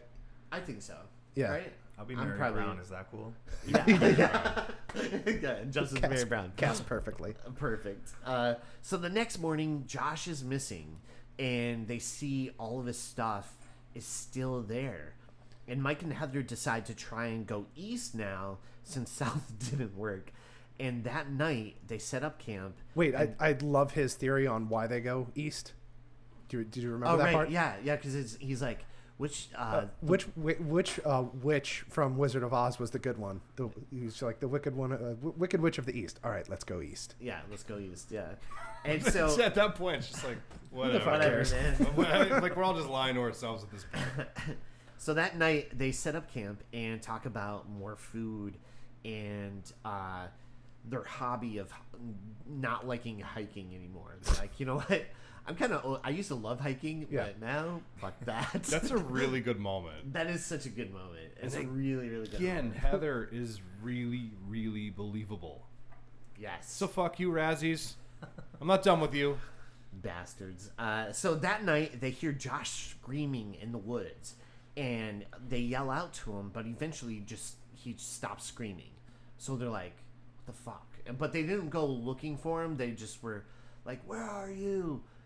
Can you hear us? And they're trying to yell to get him to come to them, but there's no dice. Like, he doesn't. He's busy. Yeah. So the next morning... Which, again, if you, like, let your mind wander, like, if Josh was, say, still alive at that point, right, and he's just out in the woods, and my mind just immediately goes to, what's he experiencing? He's alone definitely in the dark of those woods, being tormented by some kind of evil. Like, that's really scary. He's That's definitely crazy. naked, tied to a tree. Something. Yeah. Oh, yeah, because, Yeah. I mean, like that, well, skipping ahead a little bit, but that bundle looks like it was made out of his shirt. Yes. Yeah. Or Yep. not made out of, but wrapped up. What Yeah, is well, inside? We'll get there. Never mind. Yeah. Go ahead. So the next morning, Heather finds a bundle outside of her tent. And Mike and Heather have a nice moment where they both sit by each other and they kind of like comfort each other, which is one of my favorite moments in the movie because here's two characters who have been at odds for like, 80% of the movie have this really nice moment where they kind of like embrace each other because they know that's They're all they have left now. Yeah. And so Mike and Heather have that moment.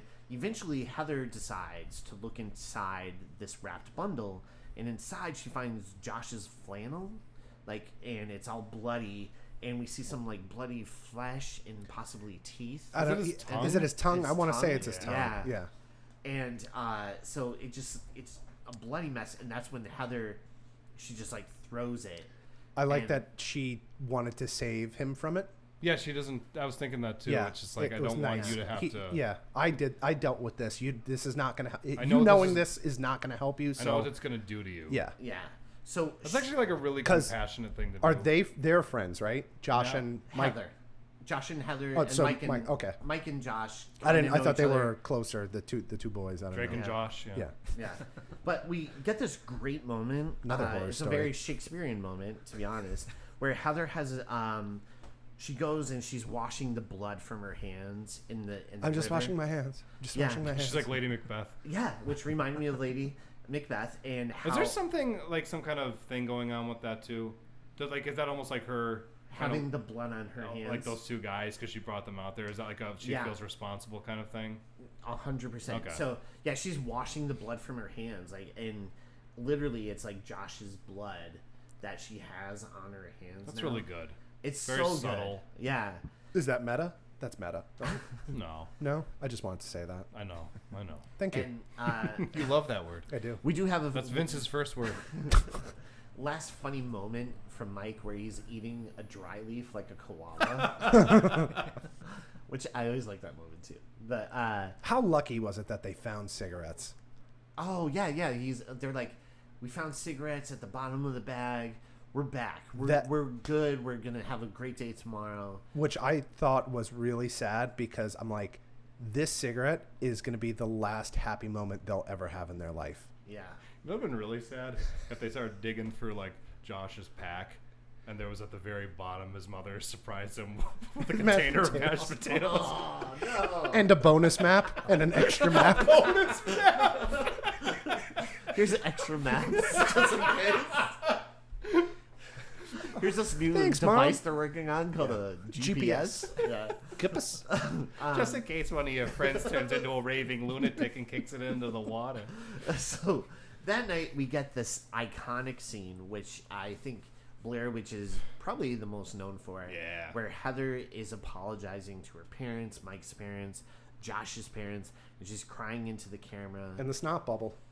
Yeah, of course. Very And- realistic. and insisting that everything's her fault, that they're going to die out there, She's and not how wrong. scared she is. And this scene in particular, it is the most iconic scene from the movie. I feel It's like. on the fucking cover, isn't it? Yeah. Yeah. Oh yeah. It was parodied like endlessly. Like Scary Movie. Where, SNL did that. yeah. The bubble on a Ferris. No. Well, Sherry O'Terry. Sherry O'Terry O'Terry. played like Gail Weathers' character, and she has a scene where she does that, and then it's just like a giant thing. But so yeah, it's definitely iconic, and her acting in this is just I on love her another when level. Believable. she says, "I'm afraid to close my eyes. I'm afraid to open them." Like I think that just like sums it up Chilling. so well. Yeah. And that's the thing, like this whole movie was like improv, like there was no script. I mean, they had like beats that they wanted them to reach, like every so often they get to a point where the directors would kind of give them like all of them notes for like their character motivation. Like all the dialogue that they said was like improv, like on them. And just so That's intuitive, amazing. you know, like the Yeah. that when I was watching it last night when she says I'm gonna die out here, Yeah. like I really felt it. Because she's like really, she kind of like looks to the side too, like something out there is like waiting to kill me. Yeah. It's so sad. That's the thing about this movie. It's like it's creepy and sad at the same time. Like, because you really like these characters. You know what I mean? You Even though certainly like they're identify with them. yeah, on like, some level. you know someone that is like Heather, and you Yeah. know someone who's like Josh, and you definitely know someone who's like Mike. And you're probably You know? like just in somewhere in your head, because you mentioned it earlier about like you're saying like you just imagine yourself walking in to that area where all those stick men are hanging, and it's just like you put yourself in that situation, and it's so scary. Like the idea of it, just the genius of not showing anything.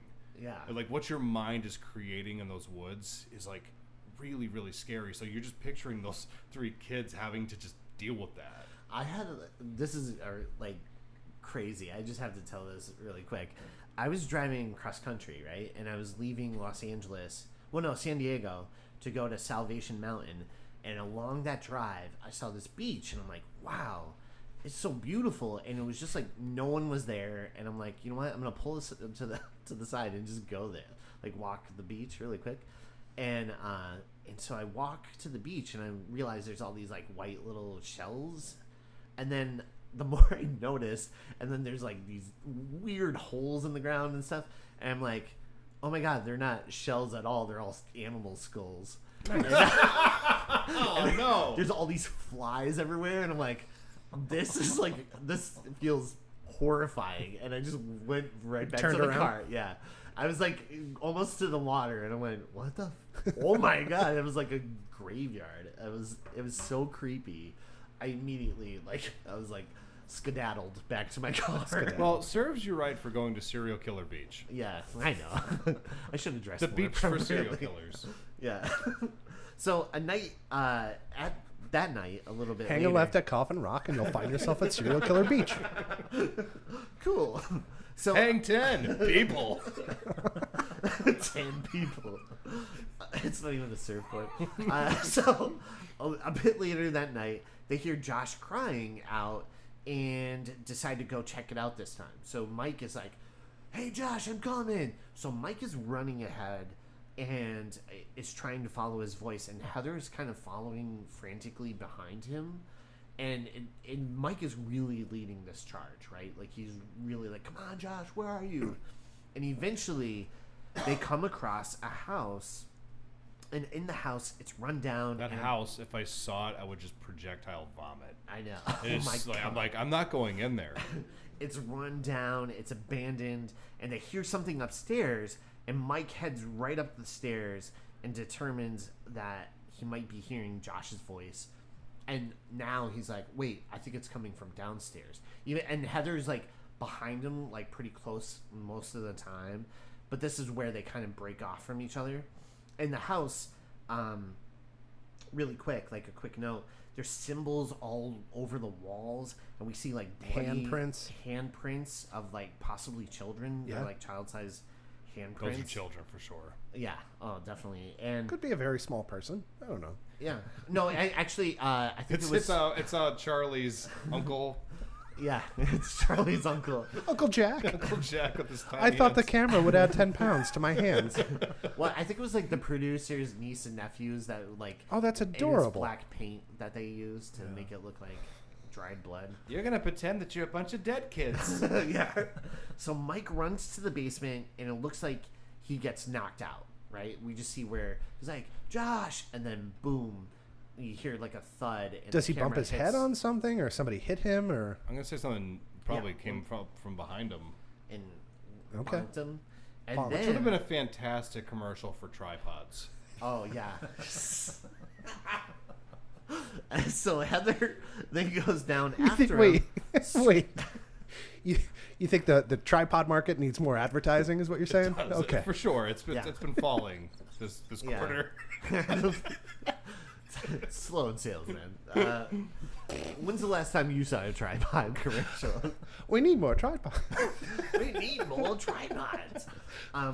Heather then goes down after him screaming, and she finds Mike in the corner, and then we see where she herself also gets knocked out or attacked from behind, and the camera falls to the side, and we just see from that side angle that like Mike is still standing against the corner, Creepily facing the corner, facing the corner, and like the fisherman said, right? right.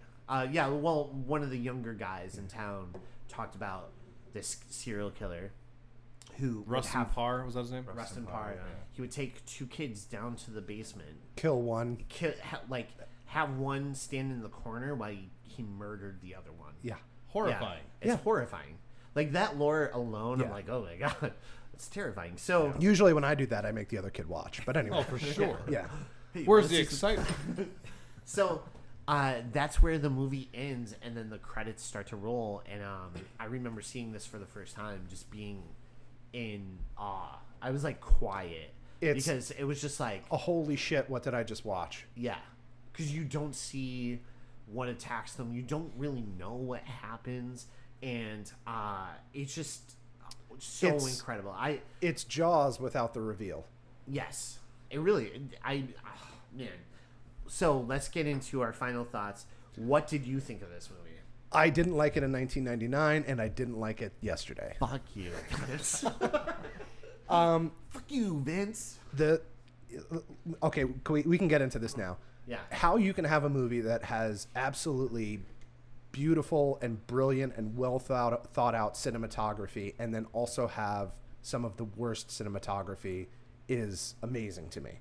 So I respect that, and I know that they're going for a thing, but it's too much for me. I don't like the shaky cam. I kind of get nauseous at that sometimes. Yeah. Like that takes me out of it a little bit. And the fact, like, I don't care, and I know what you guys are saying. You got to show me the witch. You can't. It was like, I don't know. I just my opinion. I Yeah. think you need to see the witch, not the full silhouette, full but you got to give me something. You have to have something for me. Like, I watched Dances with Wolves, 2.5 hours, not one fucking wolf dancing in that entire movie. Disappointing in that It's regard. that's my point. Is that all I'm saying is that if you're gonna have, just show me a little bit of it. I see. Really fast. I actually think they Faster. made the right choice. I agree. Because your imagination is way more terrifying than seeing anything. Yeah. So I feel like sometimes you're better off not showing it. Yeah, than showing there's it. that thing of not knowing is scarier than knowing. Yeah. Exactly. Yeah, what your Yeah. imagination can create is scarier than anything that you can actually see. So yeah. Yes. But no, wouldn't watch it again. Happy this is over with. Bastard. This thing made a ton of money Sure did. Yeah. on a very tiny budget. $60,000 to make, and Yeah. they made $238 million. One of my It's a teachers. lot of witch bucks. Yes. Yeah. One of my teachers at Full Sail fronted them five of those $60,000. And I think they made this in Florida. Is anybody? I think they made this They in filmed Florida. it on location in Maryland. They did. Okay. The Florida 'Cause Crow helped out. on it. But yeah, this was. I think this was a couple of Full Sail kids. So that was like the big honor when I was going to school. Like, oh, people that made Blair Witch went here. I'm like, yeah, they made it shittily, but anyway. I think one of the directors was from Florida, or they both might have been, because I know they met in film school. The two directors. Mm-hmm. Yeah. Yeah, that's my thoughts on this. I'm sorry. It's It's okay. all right. Okay. I mean, you're wrong, but yeah, Hey, man. that's it. It's just like my opinion, man. Justin, what did you think? What are your final thoughts on this? I really didn't like it either, to be honest. I chose it because I hate myself. Yeah, I really wanted to. No, I mean, the whole thing with like the witch. I mean, I get that. Like, there's all this build up, and like you do like expect a payoff, but like I do think because it was such a small budget, whatever they did, it wouldn't have worked. Like no matter what.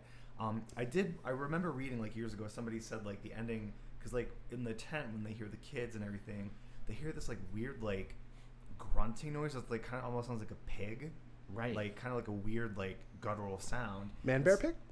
Yes. No. Man bear Possibly. from South Park. But somebody said like maybe like at that like shot like after Heather gets got and the camera falls, like have that noise in the background like would have maybe been something like. But I feel like because there's so many interpretations. Like, have you ever heard the one where it's like it was Josh and Mike that took Heather out of the woods to kill her?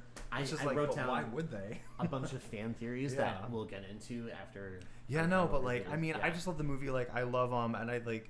I feel like it's one of those things where you like when you watch it, there are a lot of funny parts. Like with Mike, there was one that happened early on where they're talking, where Heather's like, "You're like the Gilligan to Josh's skipper or captain," and Josh is like, "Wasn't the captain fat though?" And then Mike's like, "Let's not call it the captain. You TV literate people, it's the skipper." And they all start laughing. Yeah. It's a Like, great there's just, like, moment. funny things, or like when Heather sees the mouse in the woods, she's like, "What killed this dead mouse? Witchcraft?"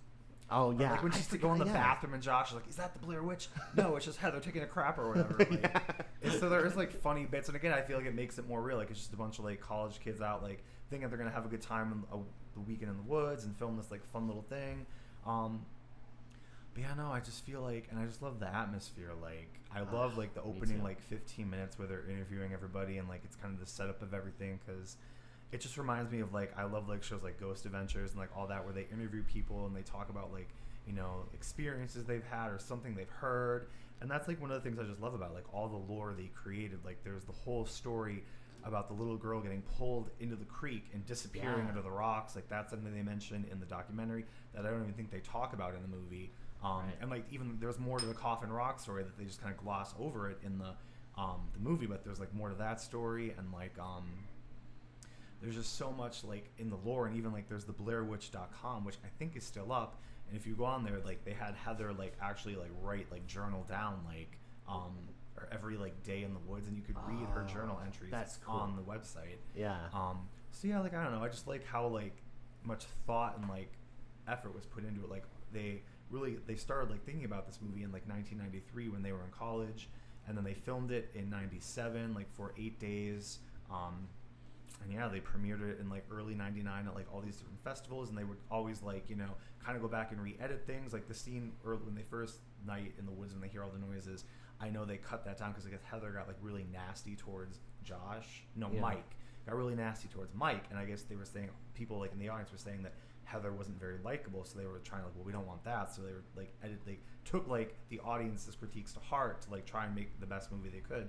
And actually the documentary, the original plan was it was going to be like only maybe 10 or 15 minutes of the found footage and the rest was going to be the documentary.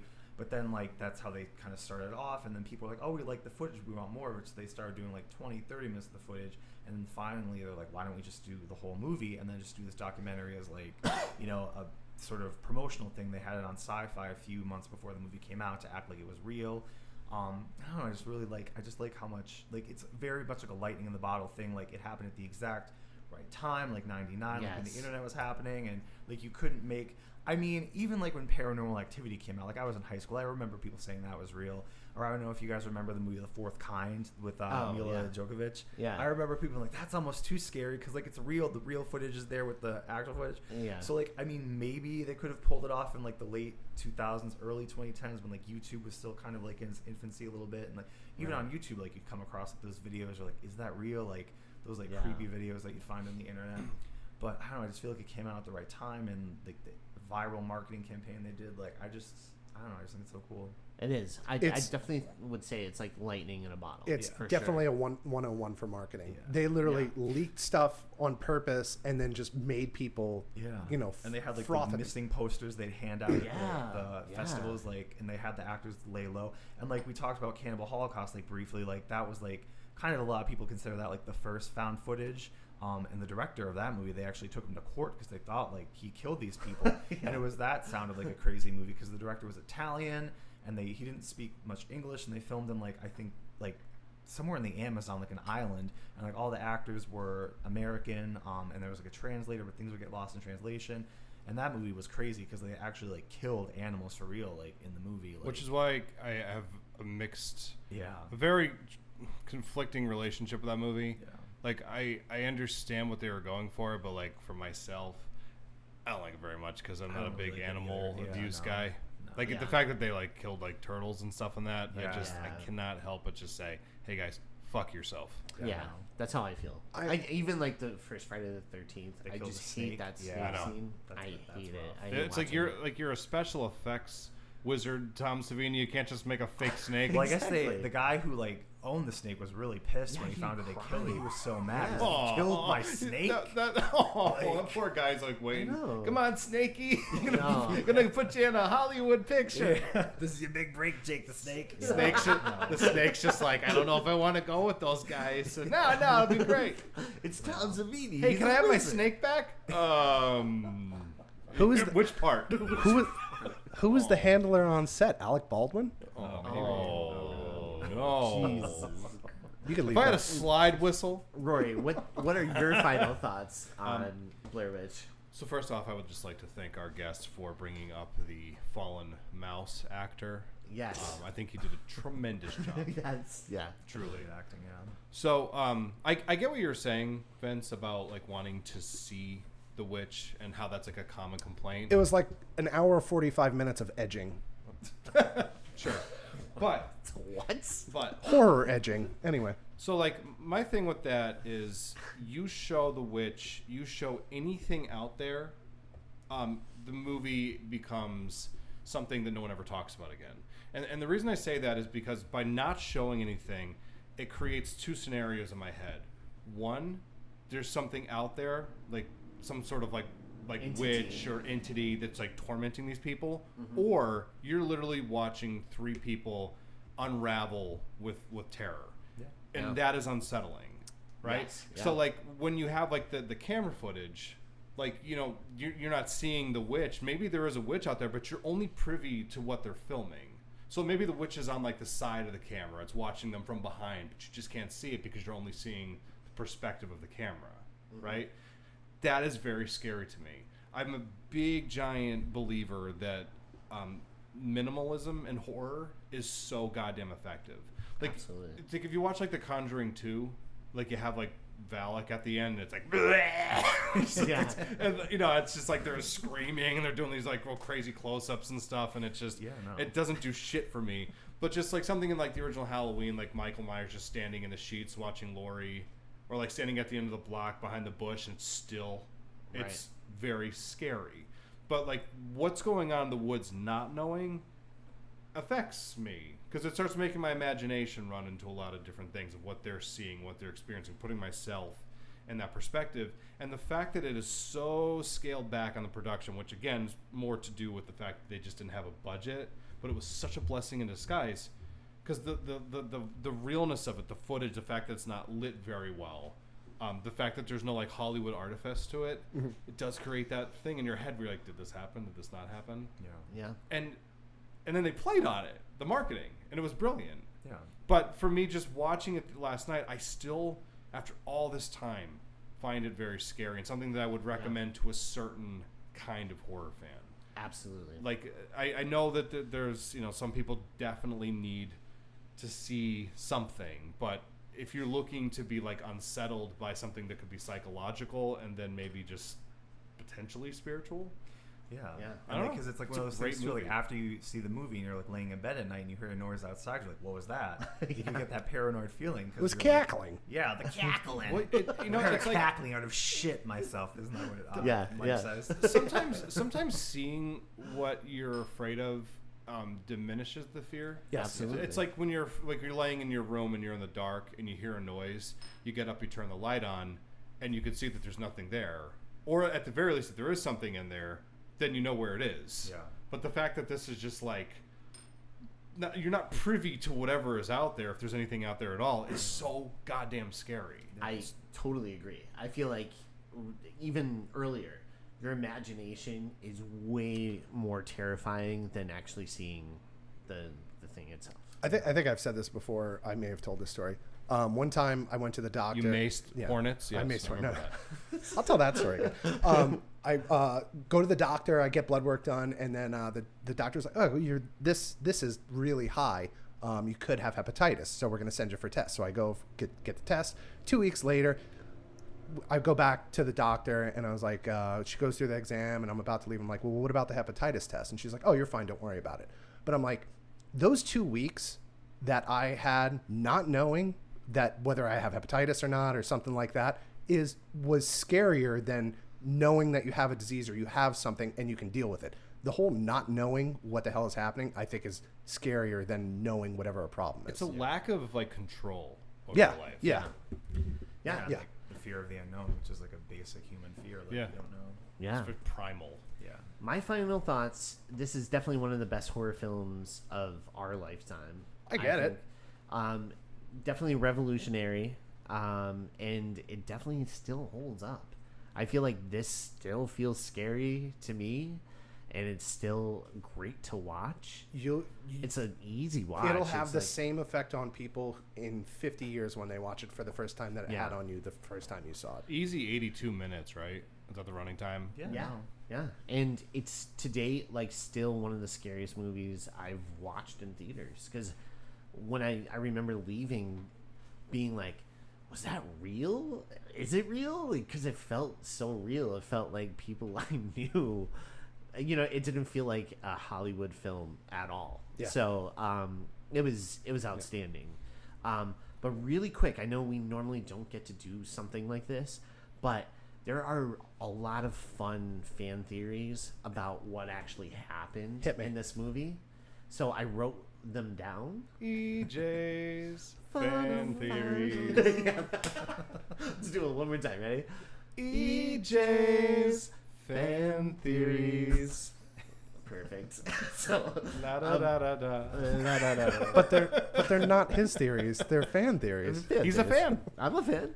So one is that Mike and Josh have like a Billy Stew kind of thing where they lured Heather into the woods to kill her.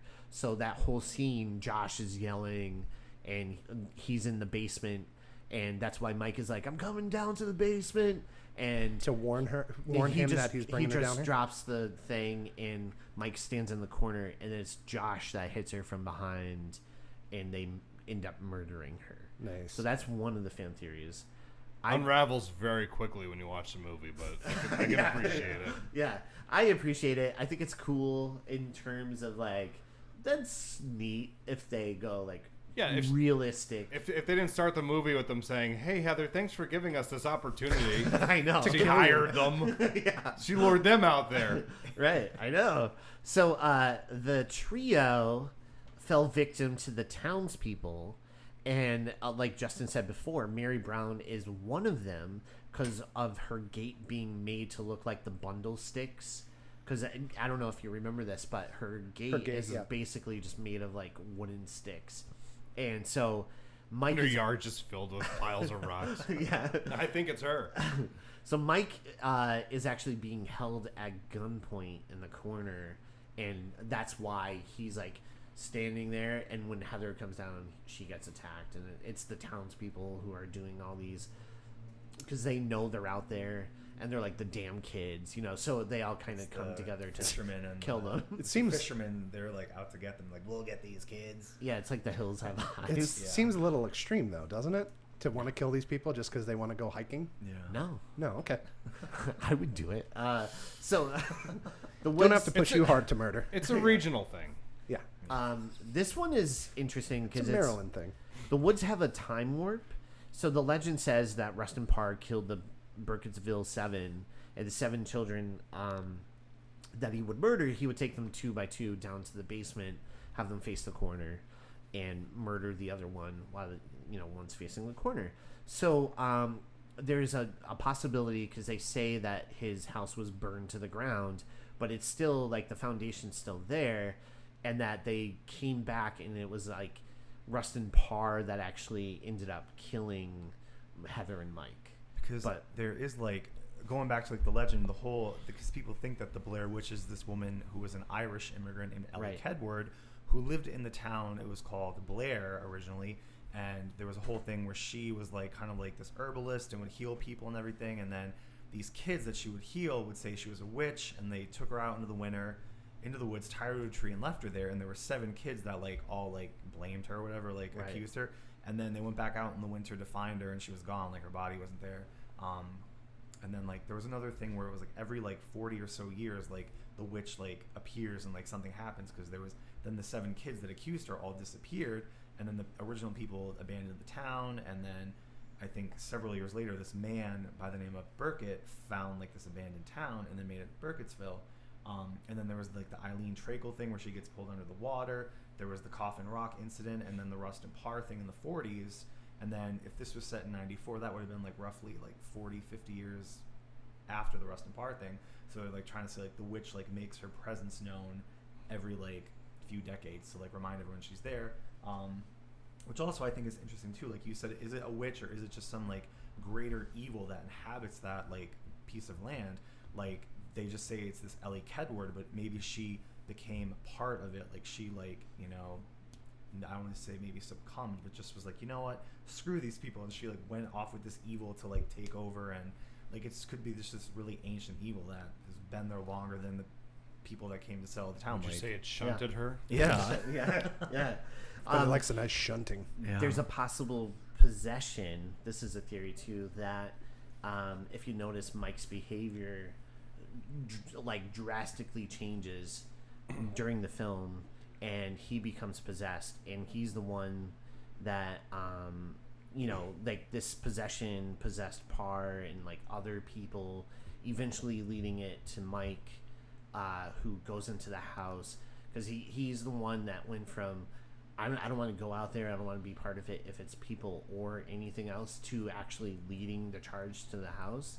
So there's this fan theory that he's possessed, he goes to the basement, and you know, the entity is still there, but kind of like guided Mike to do all that. So I don't know. And then finally the theory is it's the children who are the victims of Parr that did it, like, and that's why you hear the children laughing and stuff, and it's like the ghosts of the children now, you know, acting out towards anyone that goes in the woods like that and stuff. So that's some of the fan theories. I don't know if any of them you liked or disliked. EJ, You missed one.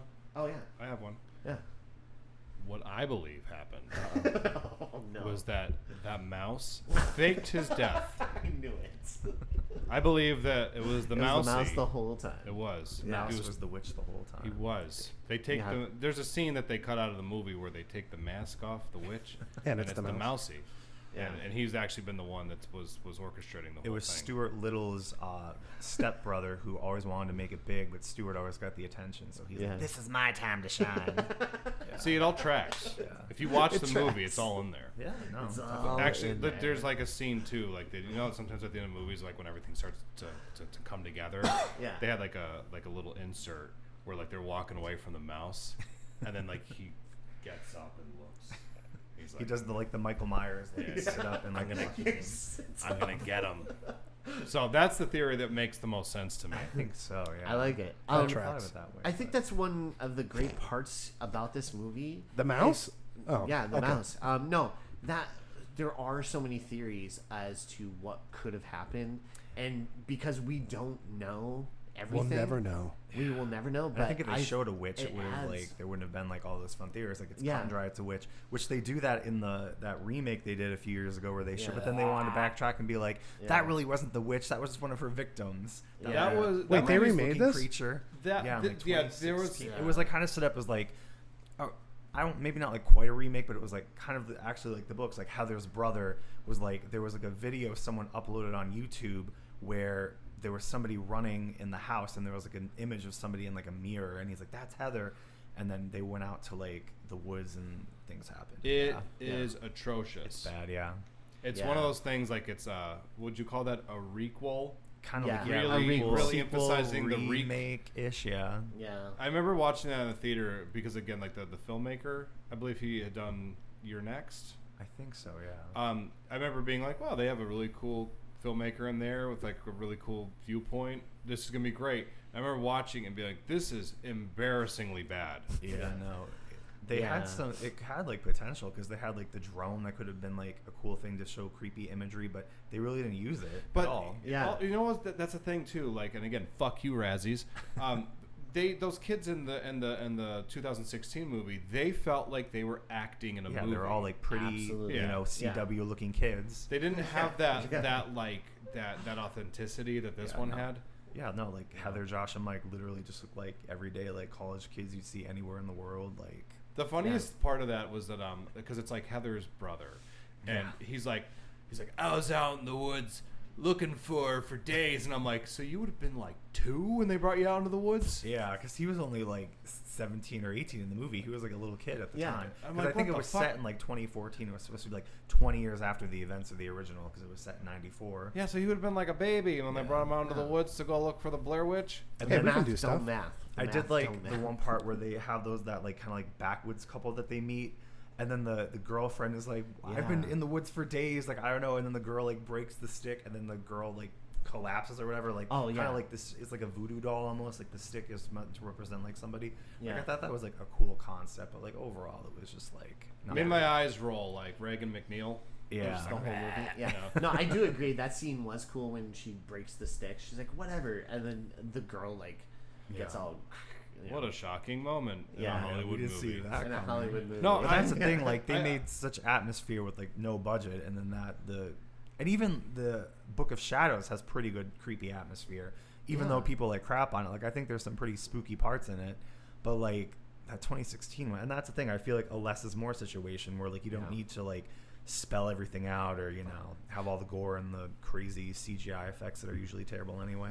That moment with that couple in the 2016 movie that they run into, for a second, I honestly thought what I was about to experience was something really cool. I thought those two were just going to end up being like psychopaths, and that they Yeah. were like kind of like gonna pull like a thing at the end where they're like, "There's no Blair Witch, but you got to deal with us." Yeah. And I'm like, Yeah. "That's cool." Yeah. Nope. Yeah. Yeah, no, that could have been a cool thing. Yeah, just Yeah. like I mean, 'Cause just wasn't- like completely pull the rug out from underneath the audience. I Like, only just- right. saw it in theaters. Wasn't the boyfriend like kind of crazy at the end, or wasn't that something like he was like possessed, or like they were trying to say he was? I don't remember. I just feel like I remember like the boyfriend like kind of being crazy at the end. I only saw it in theaters, but I feel Me like too. I vaguely- saw it once. I vaguely Saw it remember once, something yeah. like that, and then like he dies, and then she's like, I do remember the girl was like under the house or something, crawling in like the mud. That's what I remember too. Like like I remember that and the crawl And then, space. I do thing. think it was a cool thing too, where the witch would use somebody's voice, because like she used Josh's voice, because like we see his tongue, so you could think that like she was mimicking his voice. She had the And they- Scream 3 voice. changer. Yeah, she had the Roman Bridger voice changer. But no, I thought there was a part where I think there was like they were mimicking someone's voice in the girl, but like she's like what like I thought that was like there were some like little nuggets of like cool things, but I feel like that's a lot of like of these horror movies where they have like little cool things in there, but the overall finished product you're like, oh, it could have been better. Well, because Yeah. there's probably like the ideas that the filmmakers bring in, Yeah. and then the studio's like, hold on, asshole. Yeah. We don't want this to be too different. Yeah, we want Right. to hit the same We're in a beats. boardroom right now, and here's some charts, and this is Yeah. what people want, or what we think they want. This audience Yeah. we're chasing, and they put the little cool ideas in there, and they stick out to you because they're kind of original and Yeah. intriguing. And then they're like, bury it, and we're just gonna put the framework of the movie you've already seen. Yeah. And then you're going to leave the theater being disappointed because you were expecting to be something else. something. Yeah. I don't know. Whatever. Fuck you, Razzies. Yeah. That's all I got to say. So one thing we like to do is give the movie emojis ratings. And so, Vince, what are your emojis for this movie? I got a rock. Mm-hmm. I got a witch. Yep. I got a cigarette. Ooh. I have a compass. Yeah. I have a map Yeah. and another map. Oh, yeah. Because for they the should have backup. brought more They than should have one had two. map. Yeah. All right. I have logs, Nice. a map, and a compass. Ah, Yeah. I went your route. is this with the it. log? This Yeah. isn't the same I log. just have some logs. I got stuff. All right. Rory, What's the stuff? go you got? ahead. I got a coffin, and a rock. That's I good. got a mousy because that's the real killer in this Yeah. movie. I got a witch because how could you not? You know. Well, the movie didn't have a witch, but okay. There was a witch figurine they saw in the diner Todd in the beginning, McFarlane? like the witch.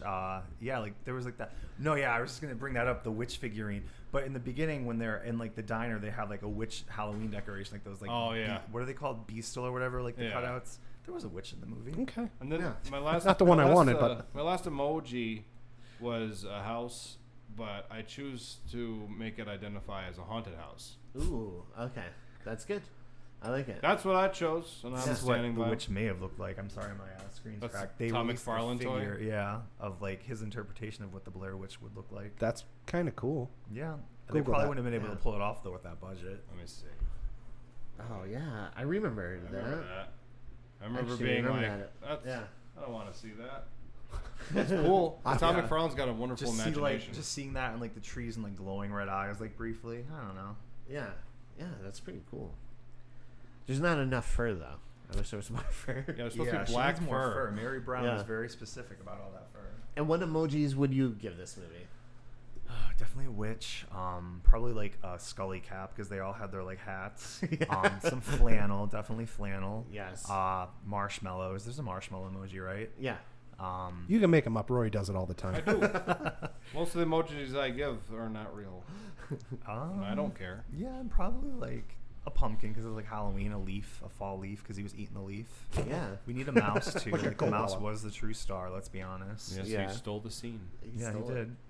Yeah. Those would probably be my emojis. I do want to say one more thing. One thing I like about the ending too that I think is creepy is when like Heather sees Mike in the corner. She's like, Mike, and she's screaming. And as soon as like the camera falls, it's like dead silence. It's like, what happened? Like, where did she go? It's just, I think that makes like the ending so impactful because if they just had her keep screaming, I think that just dead silence makes it so much more effective than if they'd done like the typical like her screaming, like kind of like getting like, you know, and even like her screaming, like how like you hear her all the way at the top as he's like at the basement, and like her scream is like the buildup of her going down the basement. Her screams get louder and louder because he has like the machine, like the sound machine down there. So like, I don't know, I just think that like makes the ending so much more effective. Like her screaming is so intense, and then it's like gone. I just got chills because I was like imagining. I'm like, what did she see? Yeah, And what I'm did she like, see? stop Where, thinking, like brain. what happened? Like What was and her then what was last gonna happen to son? Mike? Like he was just chilling in the corner. Like what was gonna Is happen? it- are we good? Yeah, he's like, me We now. got two. You don't need me. Yeah, we're good, right? We could go. Three's a crowd, right? That's me in the corner. That's Mike in the corner. He's So- facing a Blair Witch. And he's out of cigarettes. One little add-on to what you were just saying, because I agree, like her screaming and then the silence is like eerie as fuck. But also that score that plays, that minimalist score that plays like during the end credits, is so awesome. really Because I feel like today it probably so would have good. ended Been with like- like "Get so down like- with the sickness" or something like that. Like kind of like It does have like a very like kind of Texas Chainsaw feel to it, like the because like the same thing, like not much score, and then the ending they have like that creepy like not like just like the weird sounds like Yeah, it at just the sounds end like you're a- like, oh, okay, yeah, like yeah, it's Yeah. just very very unsettling music. yeah. Yes, it's so good. I don't know. So good. All right, let's get into plugs. Just real quick, yeah. made for 60,000, and what do you think the number was? Final number. Wasn't it 238 million? 246.8 million. This actually beat because Halloween, the original Halloween, was the highest grossing independently made film of all time until this came out. And do you know what movie beat this one? My Big Fat Greek Wedding. Nice. Wow. That came out, I think, only like a couple years after this too, like in 2002 or 3. Did it? Oh wow, Yeah. that's crazy. I remember reading like that as trivia, like it's saying Okay. like this movie beat the Blair Witch Project as the highest grossing independently made film of all time. And on My Big Fat Greek Wedding, delightful. That's Great I movie. love that movie Yeah. so Yeah. much. That's the one That's with so the feta cheese, the mixed greens, and the olive tapenade, right? Exactly. Yeah. Okay. Hey, do you have something to plug? Nope. No, go ahead. Tell Three them all Jacks, about it. Three Jacks Burger Bar. It's a place where you sell burgers and stuff. Our burger of the month is the Mary Moon. It's a veggie patty with mixed greens, corn salsa, and sriracha ranch dressing. Check it out. Mary Check it Moon. out. It's Yeah. a vegetarian. Yeah, Mary Moon. Mary Brown. Mary Moon. She don't like meat, but she never mind. Yeah. Go ahead, Rory. I got a couple things to plug, guys. All right. You've heard me say them every single episode, but I'm going to do it again. I got Raven View Productions. Really want to emphasize that things are happening on this end. I'm real excited about it. Have a pretty awesome screenplay that you're going to be hearing about shortly. Fourth Cut Reviews, wielded by our keyboard warrior, Chris Comporti. You can look him up on his Fourth Cut Reviews. They're on YouTube, Facebook, and somewhere else. Who knows? We got Variant Season, who I just got to see perform on Friday and just crushed it. Super proud of Will Perna. They did a dual performance too, didn't With they? John Snow. Up We'll on get stage. to him. Which, by the way, just John on. I said it goes in there. John Snow on stage is something. I don't know how to explain it. Like It's he was- magical. it is. I saw him walking by and he had like his stage get up for the Marilyn Manson Yeah. tribute, and I'm like, I want to make you into an action figure. I know. It's just so cool. There's something so iconic about Jon Snow. You know what it Yeah. is? He's a born performer. He is, and his moves and everything on stage are just like he belongs on a stage. Yeah. Gravy He couldn't sell hot Diggers. dogs. Yeah. Gravy Diggers, Popeyes. We actually just lost 5 friends to Gravy Diggers Popeyes. R.I.P. But stop on down, baby. Yeah, we're still It's their new selling them. slogan. NEPA Horror Fest. Check it out in October. They're having ladies of the Elm Street films coming on in. Bunch of guests run by our buddies Bob Keller and Jess Mione. And really, now, what it's all about. Kitties of NEPA Pet Rescue. It's where I got my cat Ella. She brings me lots of joy. It was a little cold last night, and she likes to come underneath the covers and cuddle. And it's, what's heaven? That. Snuggling with a cat. Anyway, you can give, if you don't want to have a cat because you're some kind of weird asshole who doesn't like cats. You could be allergic. If you're allergic, that's just like your body saying, I don't want happiness. Walk into traffic. Anyway, you can also, if you're allergic, quote unquote, you can donate food. You can let other people know. Other people who are like who just lost a child or something and want to replace them. A cat is a good filler for that? It's comparable. Jesus, leave that in, please. Please, it's going in. Oh, man. Anyway, Oh, man. but yeah, that's all I got. I don't care about anything else. Justin, how about you? Do you have any projects coming up or any plays coming up? Not at the moment. I was just in the One X at Actors Circle this past weekend. That was a fun time. And then nothing really. I'm directing a show in December, Charlie Brown Christmas. It's going to be at Diva Theater. My first time directing. So if you're listening to this and you're a Charlie Brown fan or whatever, I and love you're Charlie in Brown. theater and you want to audition, come on out there at the Diva Theater in North Scranton. And the auditions are September 30th and October 1st. And the show goes up the first 2 weekends of December. And that's all I got. All right. That's cool. Awesome. That plug is actually going to make it for people to hear it and audition. Yeah, I know. It really. Yeah, we'll because be of use to you. Actually, it usually doesn't happen that way. Usually we're like people coming to plug things and it's like by the time the episode airs it's like months later. yeah. Also, I would like to plug New Metal Messiah Jon Snow. Metal Messiah Jon Snow. If you have not seen him live, you have to see him live. It's incredible. It's magical, and your eyes will just melt. Like your face will just melt. You'll be like one of the bad guys from Indiana Jones. You'll just face melt. You just smile when you're like I'm like you'll watching him smile on stage while and it I'm happens. like I feel happy watching him just do his thing and he's great at it. Yeah. Also, friends of the show, and you can hear their actual music on some episodes. First, Adam Farley's music. Check it out on Instagram and Facebook, iTunes. You can check out his new songs, Carson song, which is All of the streaming platforms. oh, it's so good. You want to know what love sounds like? Listen to Carson's song. It is so good. It's pretty good. I enjoy it. I pretty good. love it. Yeah, no, I love it.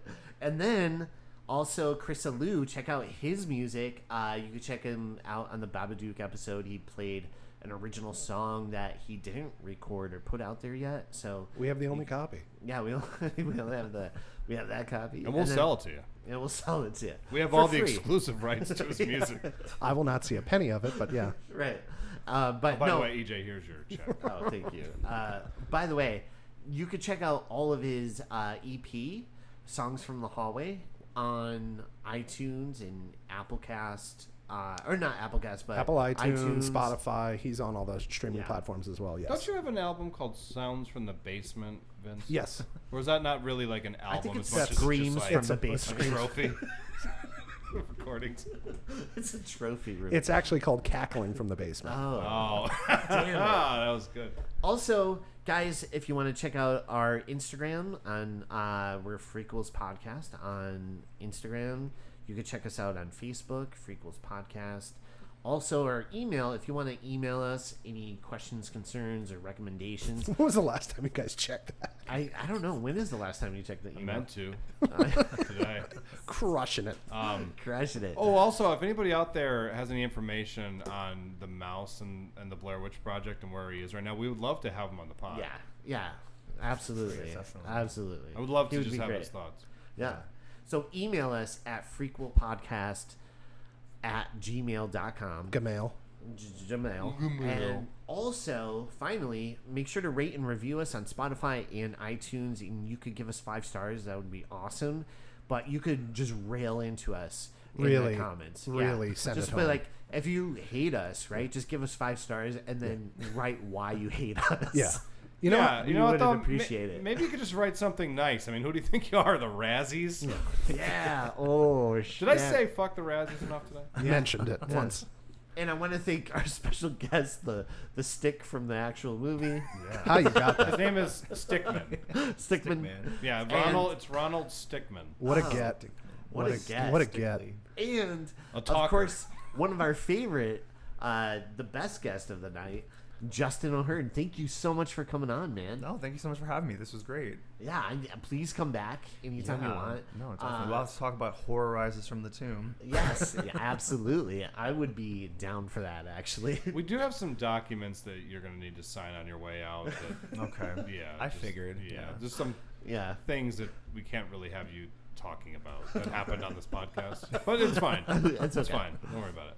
All those murders you witnessed. Yeah, I'm going to edit this out. Oh, Don't yeah, worry. yeah, yeah, yeah. Do Edit you that want me out. to I won't wash the forget blood to. off my hands before I leave? Yeah. Well, yeah, for sure. Okay. But I don't want you to be afraid or anything. Like I'm not gonna forget to edit this out. Let me emphasize that I will not forget to edit this out. Awesome. Yeah. Justin's just covered in blood right now. So much blood. Like Carrie, yeah. I'm like Sissy Spacek over here. Yeah. So. But guys, thank you so much for coming in and listening. We appreciate you guys at home. And with that being said, guys, thank you for listening to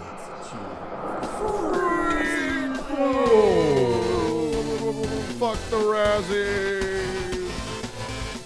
Josh, Mike, Uncle Frank, Marshmallow. Buzz.